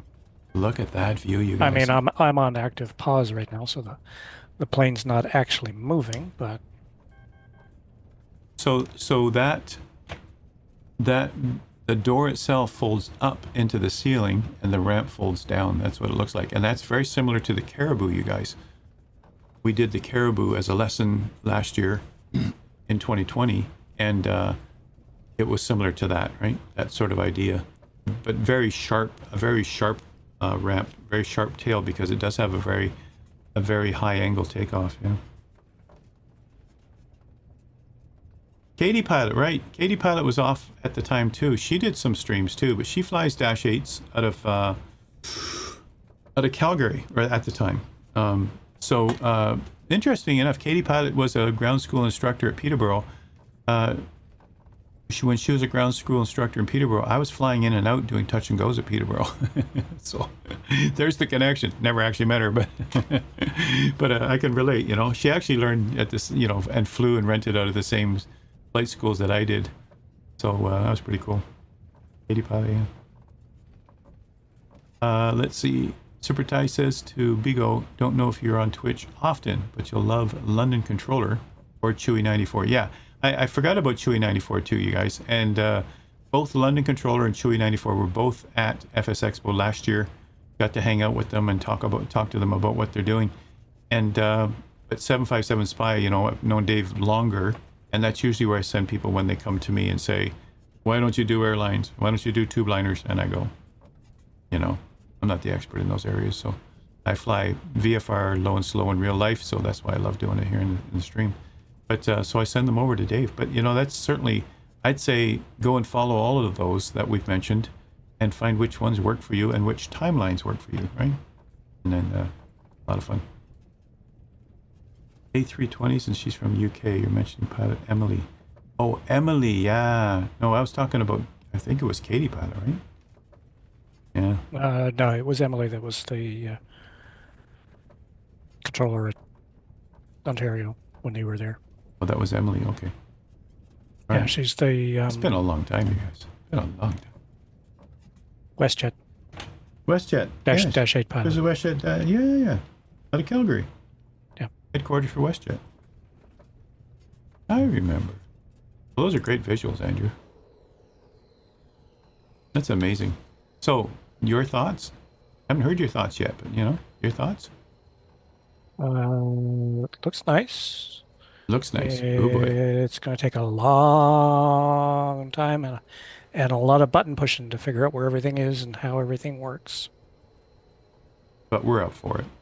We're up for it, you guys. We're up for it. I can speak for Andrew. We're up for it. And Blackbird's been very generous in giving us this preview copy that we can, you know, in alpha that we can actually test on stream to you guys. So I want to mention that. They've been very good about it. Like we said on Tuesday, I reached out to them, and we've been a long partner with them for a long time. We've tried a lot of their products, and they didn't even hesitate. They gave Andrew and I both a copy that we can work with. And so big shout out to them for helping us out, letting you guys see what it looks like.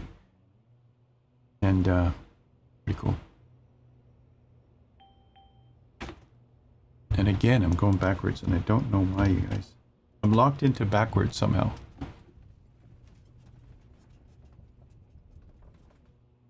So it's a good thing you're still watching Andrew's screen, because I can't seem to go forward on mine.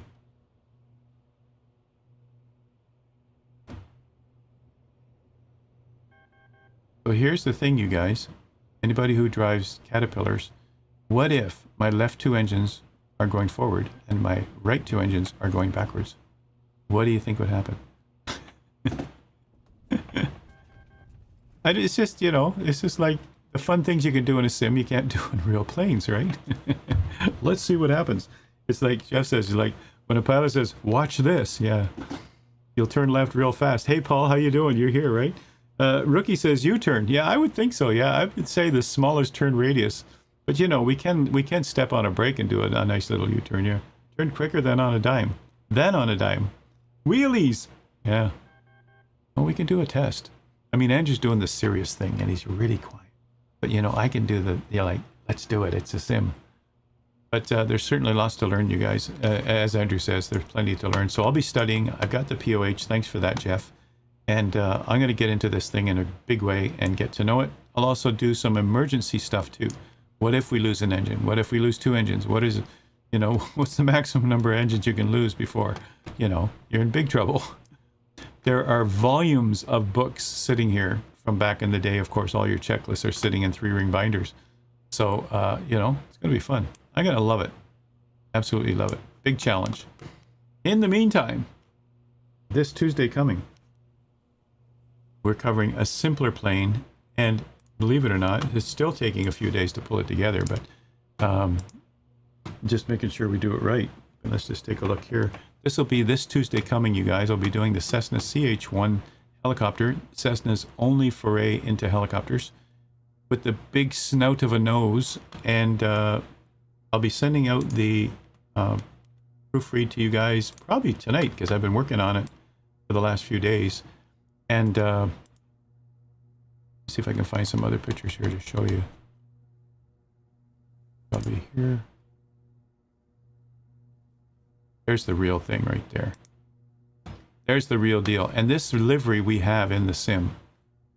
What an ugly looking helicopter. You know, say like the Bell 47, you see a lot of these helicopters that have this nice dome at the front with this beautiful view. And this one's got this great big snout, and that's where the engine is. like, you know, the Cabri and a bunch of other small ones, the Robinson series, they all have their engines back here. You start looking at the turboprops, they have their engines up on the roof.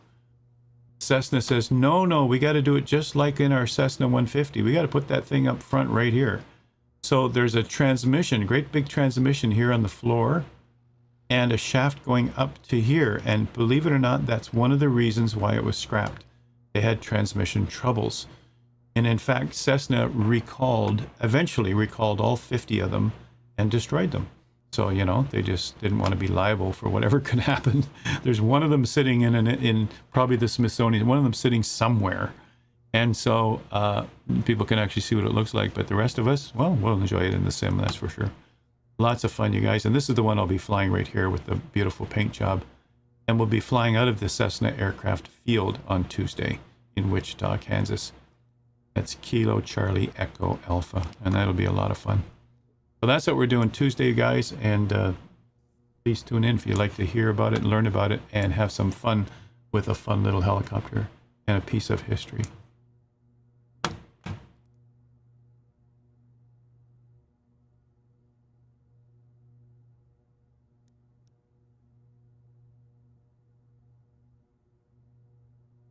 And that is our first look at the C-130 called the Dirty 30 from Blackbird Simulations. You guys have been a lot of fun.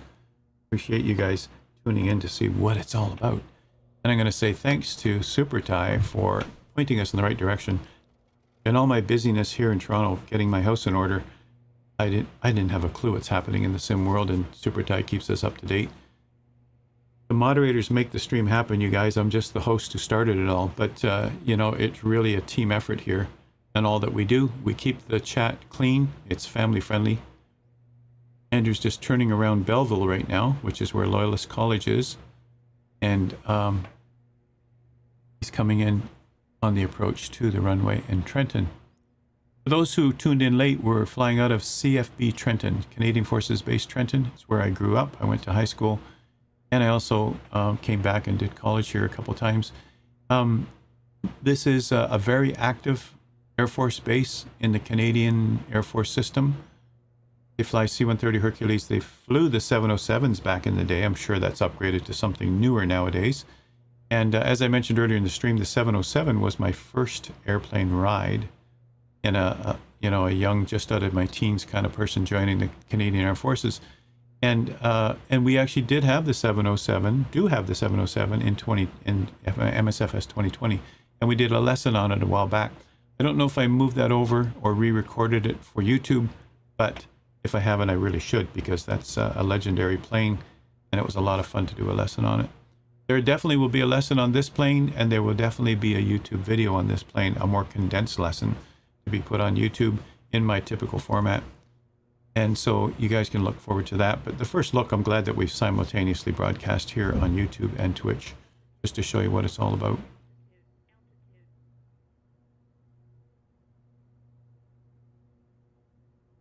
Before we go, I am going to show you one video of FS Expo.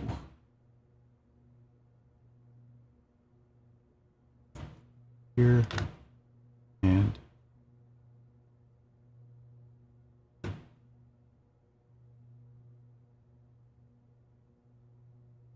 I'll wait till Andrew lands.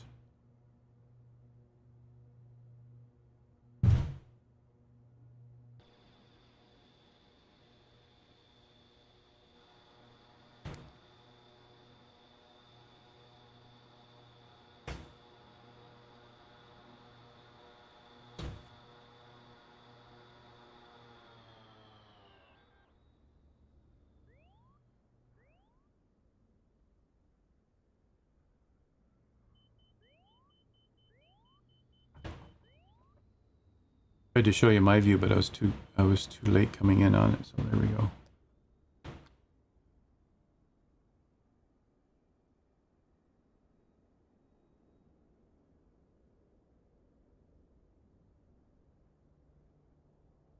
I got it going way too fast. See, Andrew, on my screen, it shows 2 engines are idle. Even though when we went to your screen, we saw all 4 were running. But look at that. When you first taxied past me at the start of all this, it looked like you still had 2 engines not working. That's got to be a multiplayer thing. It can't show all 4 engines for some reason.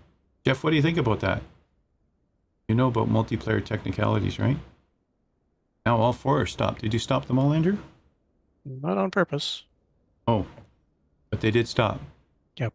Okay. Ran out of fuel. No, it's just when it's on mine anyway. Probably something to do with the throttles. They just don't want to. Looks like 2 were bent. Ooh. No, they actually do have the tips are curled. It's almost Yeah, like they're- winglets on they're- each blade, right? They're funny looking. Yeah. Almost like winglets, right? Missed that. Ask again. Yeah, I'm saying in multiplayer, Jeff, they have. Take a look at my screen.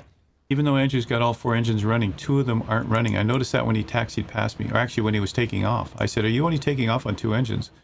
And is this a multiplayer thing? It can't show." I don't know. I'm just saying. Why in multiplayer do I not see those 2, even though Andrew has all 4 running?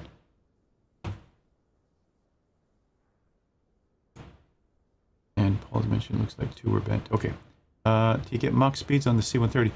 I know that it was showing us our yeah, that's different. It was showing us our G forces, and it was sitting at 1.0, which is normal, right? I would bet as we pull up, we'd see that developer failure thing. A developer failure thing. Okay. Does the TFDI MD11 work in 24? So Dad, game time, I don't know. Anybody in chat know? The TFDI MD11, does that work in 2024? I wouldn't know myself. These are not the things I test, right? And the reason is, you guys, I don't know what to test. I'm not good at those because I don't fly them. So I would just be following checklists and going, looks like it's working to me. And it wouldn't be valuable information for you guys. So this is why I don't test those things. Anything with a propeller, even going up as big as these planes that we're on right now, the 707 is probably one of the biggest. DC-6 is one of the biggest that I've tested and done lessons for. I've got requests on YouTube to do the DC-6 again. I didn't actually do a YouTube video for it. And people are going, I like your tutorials, can you do a DC-6? So I'm getting more and more of those kind of requests too. So I might go back to the DC-6 and figure that out again. I'll take Ace with me because he and I flew the DC-6 in a relay across the world kind of thing way back in the day, right? You'd like to see the Linden Air Cargo livery for this, Dad Game says. Krabby says, any word on updates to the sim? Not much improvement since day 1. Yeah, honestly, Krabby, there is no improvement since day 1. I mean, they brought out Sim Update 1, which was the most glaring fixes. The majority of things that we want fixed weren't touched on Sim Update 1, of course. Sim Update 2 does address a huge amount of things. People in beta are saying that there's some gorgeous things coming our way, or at least things are fixed the way they should be. It still won't be complete. Look how long it took. Look how long it took us in 2020 with all the updates and all the years to get refined to the point where we were telling people stay with 2020 until 2024 is stable. People still jump to 24 and then they complain. But you know, we're saying even Sim Update 2 when it's released, which I don't know a date. Anybody there know a date? I'm saying any day now, probably. It's still in beta, and beta's been doing some updates in beta. And as they say in UK, it's in beta.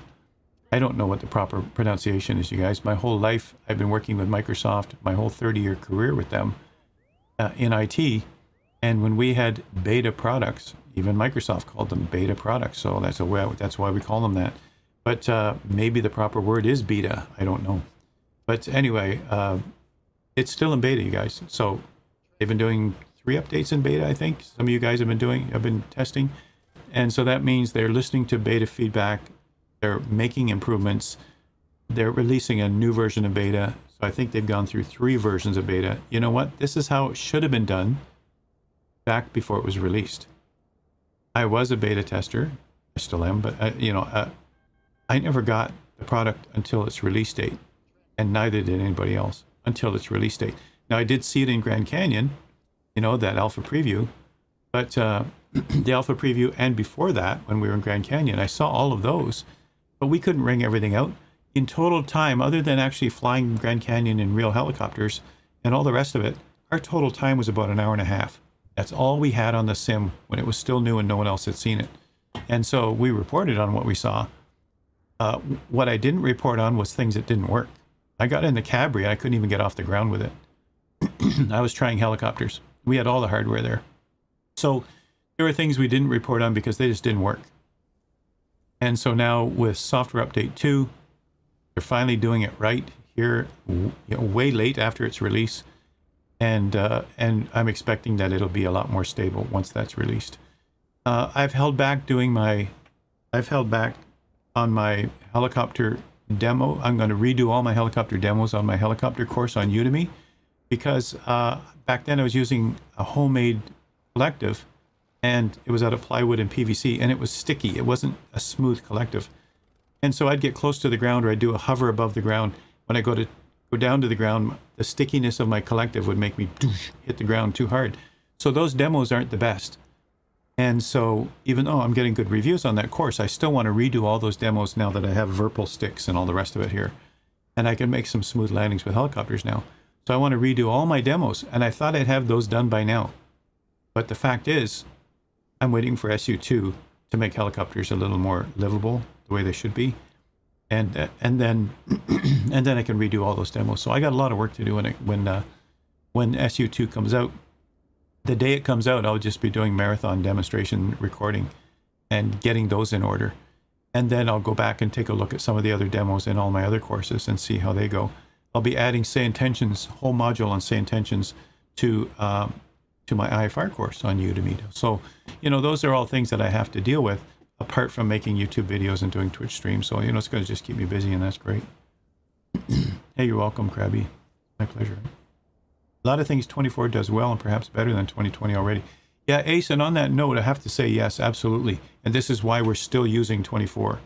This is why we're still, some people have moved back and said, I'm not touching this thing. And they moved back to 2020. What kind of view have I got going here? X. There we go. Here, there we go. There's plenty of things that are better in 24 now.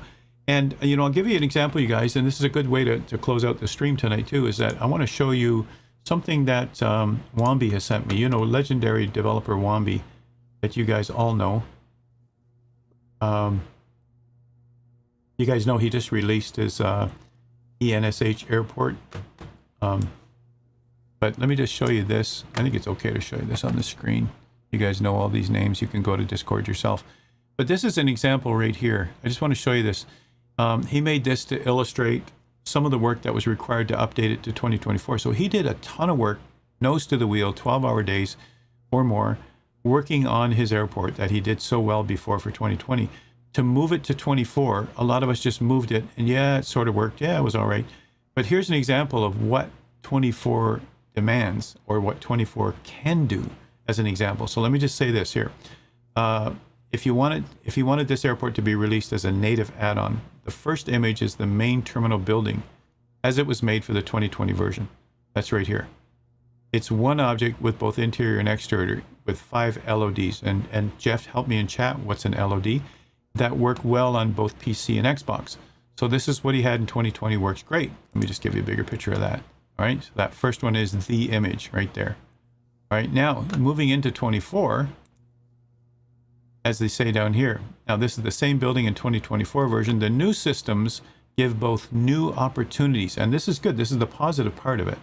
The part that, as Ace is saying too, there's all kinds of new things in 24 that are worth mentioning and that are excited for us, and developers still haven't utilized them yet. Gives us both new opportunities and severe headaches for add-on developers to get it to work well in the Xbox Series S in 24 LOD restrictions. You had to split up the building into several objects, each with their own LODs, and reassemble them in the scenery editor in Sim. Whew. This is what they're doing. And so this is why a lot of the complaints, and I finally figured this out, a lot of the complaints I'm seeing in Facebook are from Xbox users. And, when I look back at it, technically, Xbox is running Windows 10, or a build of Windows 10, or even an earlier build of Windows 11 if I were to keep up. It's running the same operating system we are. It's just restricted on the hardware it can use. It's restricted on seeing the hard drive. It's restricted on only specific kinds of hardware will work with it. That kind of closed system on Xbox makes it restrictive, but it also makes it predictable. This is like any set-top box, any gaming console. It's predictable because you can't just throw any old hardware in there, you know? But as you can see here in 2024, now this becomes a bigger obstacle and a bigger headache for developers to make it work in Xbox. And this is why people are porting over 2020 stuff, and we're seeing it's fine. Andrew and I are testing stuff going, hey, that plane works great. Oh, look at that scenery. We moved over the Oshkosh scenery. All the dots were there. Everything was cool, you know? But Xbox users can't just take scenery and plop it in there. They got to buy it from the marketplace, or they got to, you know, whatever they got to do. And it may not be modified to the extent like what Womby's doing here. Womby's going in depth, understands it inside out, and he's going to make it native. Native means it will work no matter what platform you're on in 2024. And it's going to be awesome. So, but look at the work they have to do, you guys. And so when developers are charging for a 2024 version, I'm going to pay it. It's usually just an upgrade charge. But look at the work they're doing. They're putting in hundreds of hours, months on end, to make their product work in 24 so they can still have a revenue stream. I'm going to pay for that upgrade, you know. And if it's freeware on FlightSim.to, I'm going to send a donation, because even if it's $5 a person, even if it's $10 a person, you know, let's let 100 people do that and let them make some money for all their hard work, you guys. So this is good. I'm glad that Womby's given me an insight here on the amount of work it takes to make something native in 24. Look at Nick with Hangar Studios with his Navion series. He jumped on those right away and made them work in 24. Don't know if he calls it native, but he made them work in 24, right? With whatever idiosyncrasies were happening, right? So that's just giving you guys an insight. And I hope that helps give you some appreciation of what developers do to make our sim work for us, right? So LOD, level of detail. Okay, got it.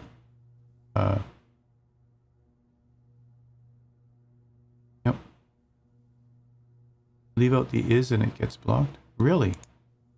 Did it get blocked, Andrew? Did you let it happen? It got blocked and you said okay? Nope. Hey, there's Womby right there. Hey, Womby, you're in chat. I never touched it. Oh, okay, so he said it got blocked for him, and I didn't see a block come through here for us to okay. Womby's there. You guys say hi to our VIP, our legendary developer, and our good friend. Lower quality model and is swapped in when moving away. Ah. It is swapped in when moving away. Oh, that is cool, eh? Thanks for that, Rookie. I wasn't looking at chat when I was talking about this, but thanks you guys for jumping in there. And there's a link there. Srap is on top of it. Way to go. Moderators in action, you guys. And he gave us a link to Womby's portfolio, which is great. Thanks for that. Super duper. For that single terminal, it went from 5 LOD models in 2020 to over 60 LOD models in 2024. They're incrementally reduced quality versions of the model. No, that would make sense now. Cool. The level of detail as they pull away further from the terminal. So the question I want to ask you, though, Womby, and I'm being honest about this, as a flyer, as a person who's flown all the sims since 1982, before I even got my pilot's license in the 90s, I was already well versed with ground school and flying everything you can think of, flying out of Meigs Field with the PC, with an Apple, and with a Commodore 64 back in the day. So I've had all that experience behind me. I never cared for the buildings. I'm going to ask the question. I mean, I never went in the buildings. I'd fly into the airport. I want the runways correct. I want the taxiways where they should be, and I want them labeled properly. And I want the frequencies to work because I'm practicing real life stuff. I use the sim to practice my real life lessons. I'd learn from an instructor in a real lesson. I'd go home and do the same exact flight, same runway, same airport, same airplane, and this is how I accelerated through my pilot training. But I never went into buildings. So my question to you is it really worth all this? It's even more work now than it was before. How many people go in the buildings? How many people go in the buildings? Is it really worth it, right? Look at all the work you're doing. And I know for a fact you won't stop till it's perfect. That's how it works. Same with Nick, too, from Hangar Studios. He won't stop till it's perfect. And so he'll spend months on one building. Is it worth it? So I want to just put that question out there because look at the appreciation we have. And I love what you're doing to it. I mean, I remember Meigs Field, the pro version of Meigs Field. We could go in the terminal and we could look around and look. Even the departure board is readable. All this stuff. It was cool. At the time, there were no people in there like a real terminal. And in business, I've been, every week I traveled. Every weekend I'm in and out of somewhere, right? And, you know, for years and years, I crisscrossed North America. I've been in all these terminals. I don't really have a need to go in them now. So, and if I did, I want to see people. They're packed, you know? There's noise, there's ambience, there's people everywhere. There's, you know, so is it worth it?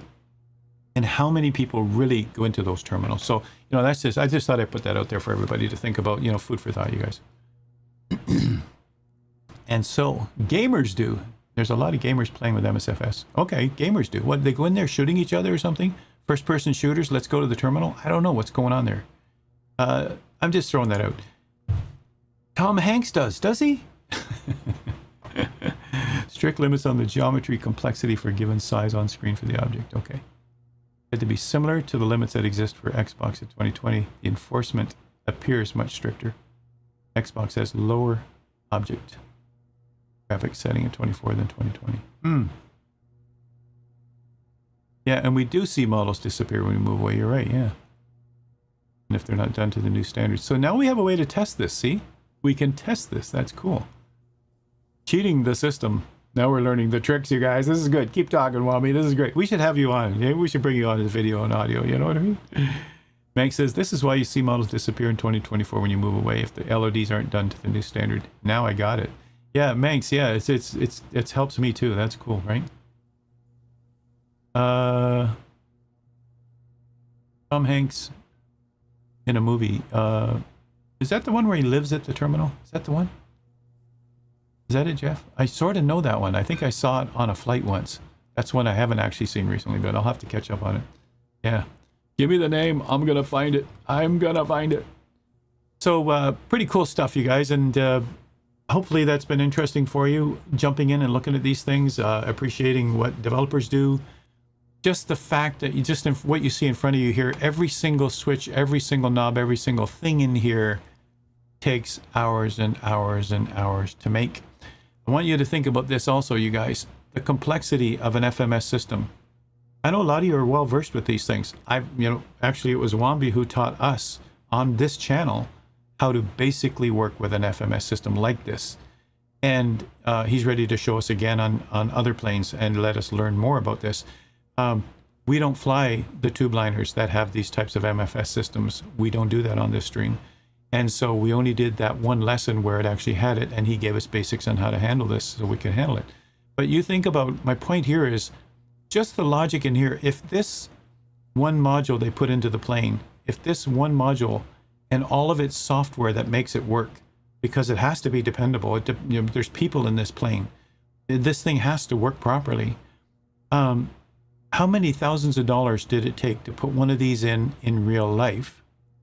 And now a developer is going to sit down like a Wambi or a Nick or you and I, and we have to make that same thing happen on the screen and have it interface with everything else. Think about that for a second. And they're not getting paid hundreds of thousands for each module that you plop into these things. These planes cost millions in real life, multi-millions, excuse me, multi-millions. And so, you know, they have to duplicate that. And when it doesn't work right, people complain. Oh, this FMS system is crap. You know, it's like, wow, do you realize how much work that is? And one thing didn't work. So that's my point, you guys, and that's my rant. Anyway, I'm just trying to show you the appreciation for what they do to make things work. And looking at this plane, how many developers have been working on this for how many months? And here it's just an alpha, right? You can buy it right now, but it's an alpha, right? Excuse me. Wow. Okay, I'm good. So anyway, there's lots more to learn here, and I will certainly be tackling it. Andrew will be tackling it, and between the two of us, we're going to go back to a 172 like Andrew's doing right now, because we know it well. The cost of an FMS for a Boeing 747, including the avionics software and licenses, can range from $1 million to $3 million. See what I mean? And these developers sitting in their studios, working for long hours, are making this happen for us at a fraction of the cost. And you know, when a plane like this, I don't know what it costs. Somebody tell me what they just paid for this alpha plane. We had it given to us to test, right? But how much did that cost you to buy this thing? And if it's over, I've heard this on so many forums, if it's over, let's say if it's over $20, what's the sweet spot, Wambi? You probably know the sweet spot for an airplane. If it's over $20, they go, well, I don't know if it's worth it. It's like $20, you guys. You're getting a whole airplane. You're getting all that. You're getting a year and a half, of work put into this thing, maybe a team, and you're complaining it's over $20. You know what I mean? So let's show some appreciation and let's support these developers. If they can make some money on this and actually do this for a living, we're going to see more and more quality products pop out. If this thing is peanuts and they're not making enough to make a living, they have to go and find, day jobs, boring day jobs somewhere else and do this as a hobby, right? Yeah. In the SU3 beta, we're talking about that already. Wambi, do you know when the SU2 is coming out? Because I have a ton of work to do once it does, and I have to test helicopters inside out so that I can record some videos. So if you happen to know a date, or even somewhere near where it's going to happen, right? I agree, Charlie, right? Yeah, $25 is not much, but I already have so many planes I need to learn. Yeah, it's true. And the 2024 versions that we have, here I have the Aviator version. I paid, I don't know, 250 Canadian, Andrew, something like that for this version, because I wanted all the planes. I didn't want to keep nickel and diming every plane that I needed to learn and that I needed to teach. So I got them all. And yet still, something like the 130, I'm going to get it anyway. I'm going to go buy the thing because it's not there. There are so many planes that are there already. And when people say, I see this in forums too, you guys, and I try to stay, keep my pulse on the forums. When people say to me, what plane should I buy? And I reply saying, what planes do you like to fly? Fly those in the sim first because they're already there. Fly those first. You're getting the purists that are saying, don't fly any of those planes. Go buy this and go buy that and go for the 777 and go for the... And they're taking newbies right into 777s or whatever that big plane is they're flying at the moment, right? Telling them that's the only one to buy and that's the only one to fly. And it's like people are going, well, that's a lot of work. And they're spending money on a plane that they shouldn't be spending on yet. In real flight schools, you start out with the little single engine, non-high performance, Cessna 172, Cherokee 140s, Cessna 150s. You'll start out with those first and learn to fly and get your license. Every airline pilot started in one of those. The J3 Cub, all of these small, low and slow VFR planes that aren't even IFR equipped. And then eventually they move on and get their IFR rating. Eventually they move on and get their commercial rating. They move on and get their twin rating. They move on and they put in thousands of hours and they finally move into the airlines. And they have to go to training on each type. So a plane like this, they would come and do months of training on this. Full-fledged, experienced pilots with thousands of hours would come and spend months on training.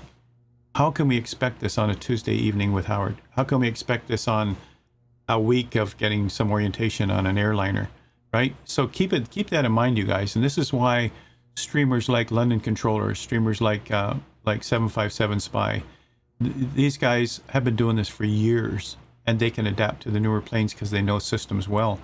They know FMS systems inside out, so they can adapt, right? They already can take that knowledge and move forward with what's new. And that's why you watch those guys to fly those planes, all right? Keep that in mind, right? So I'm encouraging you to go to those channels if that's really what you want to fly, but keep in mind you should take the basic lessons first. And I'm encouraging everybody to use, well, my lessons, of course, which are paid for, but on Udemy, but I'm encouraging everybody to use the free lessons in 2024 in career mode. Those free lessons in career mode are a lot better. I would say tons better than the lessons in 2020. The lessons in 2020 are not worth it at all. They're very confusing for people. But the lessons in 2024 career mode, absolutely. They hit the nail on the head for those. And they are spread out though. They don't give them all to you just for private pilot. When you go into commercial pilot, they teach you a few more things. When you go into IFR rating, they teach you a few more things. So, they're smart enough to spread it out over a period of time because nobody would have the patience to go through that kind of grueling schedule. Blackbird's approach with the D30, actually pay now when it's not fully done yet and help us test, and you get it cheaper. Wait till you finish it. You can buy it polished and in high fidelity for more dollars. Yeah, Ace, you're absolutely right. They've been doing this a long time. They've been around a long time, and they know what they're doing. And they know how the market works. They know their customer base. And so I absolutely love it too, and it's a model for others to see. It's a model for others to go by, right? It's a show by example, and I agree with And they are very upfront about the fact that if you buy it right now, it's $25. If you wait till it's in its full release, it's going to be more than that. And good for them. The expectation is set, and you guys, that's what it's all about in any customer service scenario. It's all about expectation. All right, and this is why I tell people what I don't do on the channel. I don't teach tube liners. I want to set that expectation.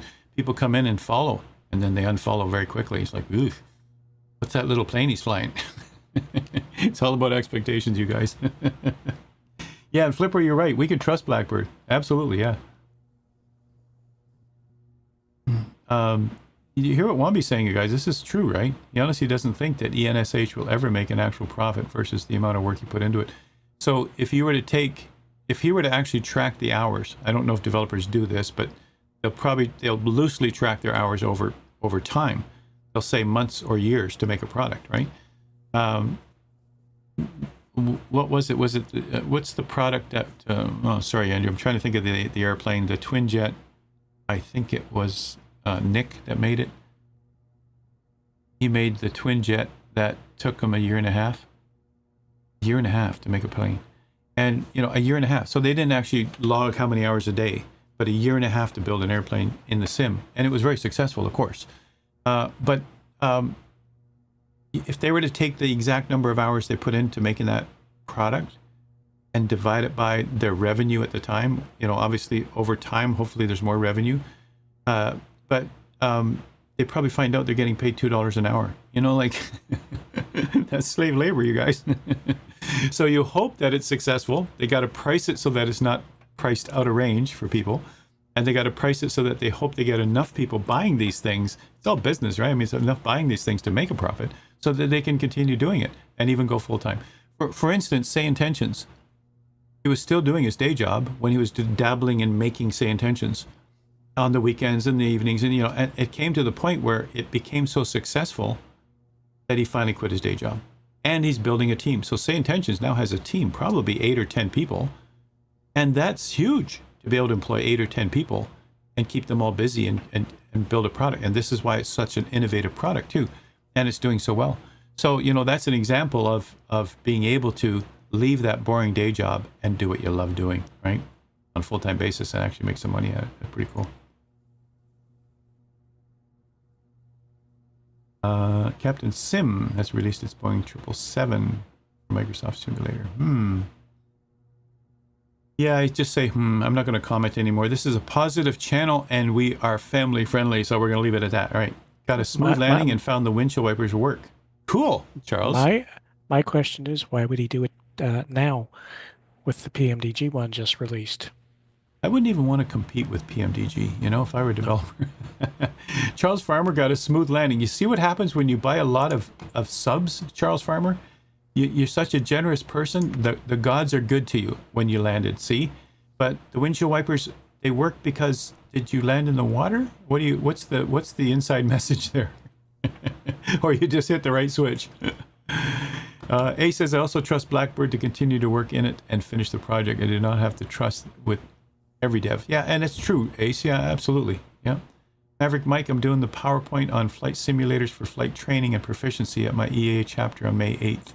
Oh, wow. How do we tune into that, or how can we be involved in that, or what can we help with that, Mike? That's May 8th. That's coming up. That's Tuesday coming, right? 6, 7, 8. Week this Thursday, right? Boy, that's cool. Going to be a week today. Flight simulators for flight training. Well, Mike, I tell you, I'm living proof of how they can help you to be more proficient. But I'll just say this one thing, Mike, and maybe we can have an off-site conversation about it. I'll say this one thing. It's only effective if you're practicing what a real CFI has taught you. And so you know this already, Mike, but I'm just saying this for the rest of those who are listening right now. I mentioned earlier in the stream, I would take a flight lesson at Toronto Island Airport when I could. I was working, I was busy. I would take probably 2 lessons a week at the Island Airport. I went home right after this. I went straight home, fired up the sim, same runway at Toronto Island, same frequency, same procedures, same checklists that I use in the real plane, same kneeboard, everything. And I'd fly it in the sim the same way. I'd go to the practice area, I'd do whatever we were doing out there, high-level training, spin training, whatever else, and I would come all the way back, do a landing, do the proper communications, everything.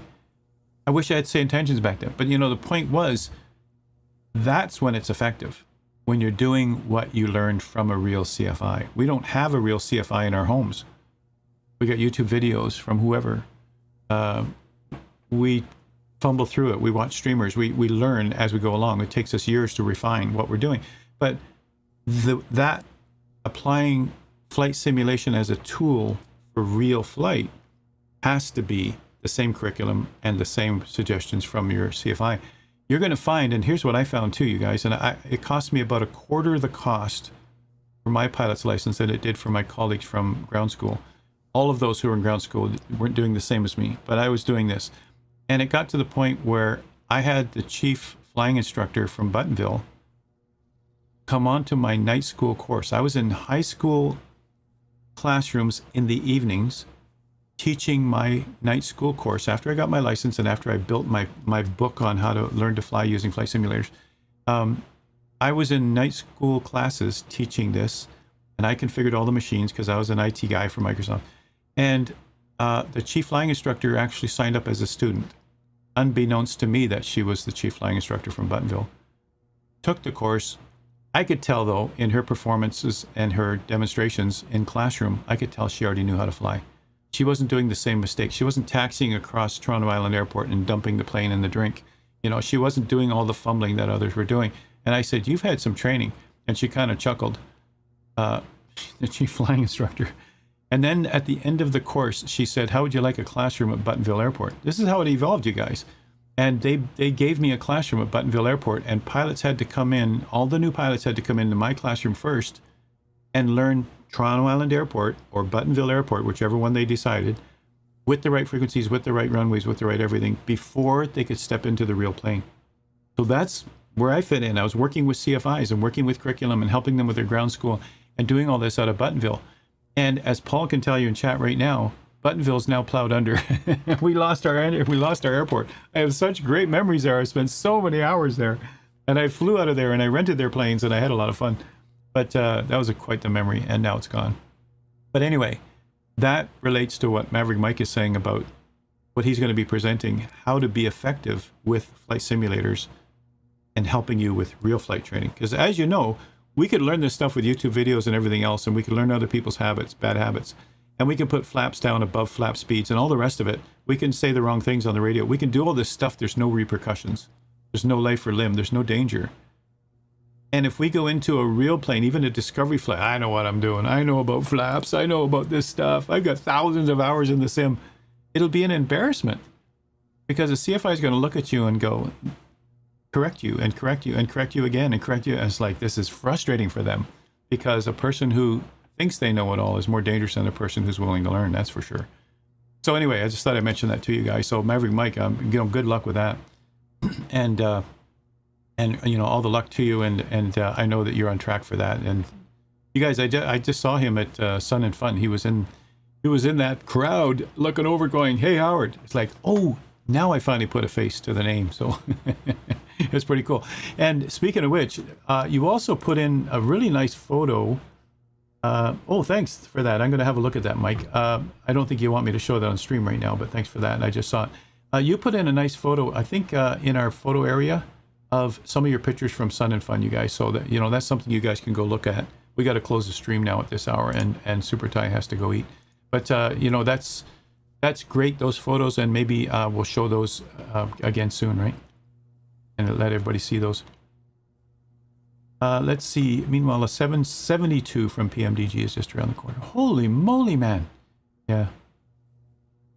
So, Mike, ask away, and if you want, we'll do a Zoom session or a Discord session if you want, and we'll get you rolling for sure if anything that I can help with. Right? After the first two, the third had to be better. What's that? The landing, Charles? I'm just catching up in here. Maybe Captain Sim 77 has an Airbus cockpit? I don't know. I'll certainly help you, Mike. I'm just catching up in chat here, right? Okay, cool. And I'll just catch up in chat, and that'll be it for today, you guys. Andrew, anything else you want to add? I've been talking a lot, so just shoehorn your way in there, and we'll let everybody know what you're thinking too. And Ace is saying using the sim as a tool, you really want to make sure you are not using it to reinforce bad. Yeah, he's absolutely right. And are you speaking from experience, Ace? Those are good words of wisdom. Is that an experience wisdom thing? Yeah. Flight Sim Expo in Houston. I talked a bit about that. Yeah. You remember, Charlie? You took notes. That was amazing, man. That was amazing. I think the recording is still there. I think in the schedule for this year, it does say that in my bio, it does say that Howard spoke last year and the year before, and it's got a link for both of those. So I think you might even be able to find those recordings, you guys. Paul says, so sad to see this big flat field now. Yeah, and I got pictures of it being plowed under, and I actually I walked through the long grass. I was trespassing, and I walked through the long grass, Paul, and I stood at the threshold of runway 33, which is all cracked asphalt now. And the buildings were already crumpled, but the rest of it wasn't plowed yet. I know it has now. I just got back now, and I see it's really a mess. But I took a picture of runway 33 with the mess all around in the tall grass, and it's like, this is sad. But now I won't even recognize it for sure. Now it's going to be condos. And that's the effect of government cuts, you guys. Government cut funding to Buttonville Airport, and the Siftons, who own the airport, the Siftons, a wealthy family in Toronto, just said, we can use the land for condos. And so there you go. Same demise as Maple Airport. Up where Canada's Wonderland is, the amusement park. That used to be Maple Airport. And Daryl Dunn, the guy who does the weather reports from a Cessna 172, or used to do the weather reports from the 172 out of Buttonville, he used to be a CFI at Maple. He saw the demise of April. Same thing. Plow it under. Let's move on. Make some condos. Yep. The days of planes taken off from Buttonville Municipal in Markham are numbered. Well, they're not numbered. You can't. Only in the they're sim. numbered. One. None. Yeah. The latest Zero. proposal for the site's future shifted to an entirely industrial complex. Big change from the. Jeff. It's where Paul and I both live in the area. It's north of me and it's east of Paul. We can both be there in about 10 to 12 minutes by car. It's plowed under. They're already starting construction. They're already putting in foundations for condos and industrial and whatever else they're going to make money on. It's gone. The airport is gone. Last year, even the year before that, they started working on it and dismantling it. Paul and I had our last Druxy's coffee there, and we looked around inside that Druxy's cafe right there beside the counter where you rent your airplanes, and we looked around. The paint was falling off the walls. I mean, they obviously didn't do any maintenance because they knew the place was going to get destroyed. You could tell it was deteriorating all around us. It was like, yeah, that's the end of this place. You remember that, Paul? It was a sad time as we walked away from the airport terminal and knew it would not be there. Yeah. Yeah, next week, just ping me when you're available, Mike, and we'll get together at some point and make it happen, right? All right. Let's see. What else here? Manx. Okay, all. Thanks, Howard and Andrew. See you soon. Forget posters and DM and Discord. Read YouTube. Okay. He's just reminding that when you're doing a group fly or a special whatnot, if you've got a poster, don't forget to send it to him so he can put it on the website. Right. Oh, posters. I get. Okay, I was thinking posters. Yeah. Okay, super duper. Title screens. Yeah. The condo plan is abandoned to be replaced by 100% industrial. Oh, really? Well, we need more condos in Toronto, that's for sure. Okay, I get it, Jeff. Thanks for that update. That's cool that I get a person from the USA updating me on what's happening in Canada in my town. That's very, very humbling, yeah. I'm not in tune with what's going on. I've only driven downtown a couple of times so far, yeah. All right, you guys. Never forget our first meeting in person. Yeah, Paul, that was cool, wasn't it? And then after that, we started meeting at subways and other places, right? Remember my Ford Escape transmission problem? Half a block, actually across the street from where we were supposed to meet, I had to text Paul and say, by the way, you see that Ford Escape out on the road that stopped? That's mine. And I'll be late for lunch. Flights with Joel, he's not flying a helicopter. What's with that? Okay, so you guys, let's head out. Thanks a bunch for being here, and it was been informative and exciting, I hope, and we'll see you all back again. Thanks, Charles Farmer for, always thanking you for your generosity on stream. Ace for yours too, for your gift subs, you guys. It's just amazing that you can do that. And we really appreciate it on the stream. I'll be giving away Say Intentions cards again this Tuesday. I didn't give any out last Tuesday, sorry. But this Tuesday's lesson, I'll certainly give out another set of cards as I remember to do them and found where they were. And this Saturday is group fly. You guys come fly with us. Casual, fun time somewhere in the world. Andrew, any last words before we head out the door? No, I don't think so. It's just So in your best Schwarzenegger voice, I want you to say, hasta la vista. no. Darn, I can't get him to do stuff like that, you guys. But Surly Dev, where do we go from here? Take care, everybody. We'll see you soon. Night, everybody.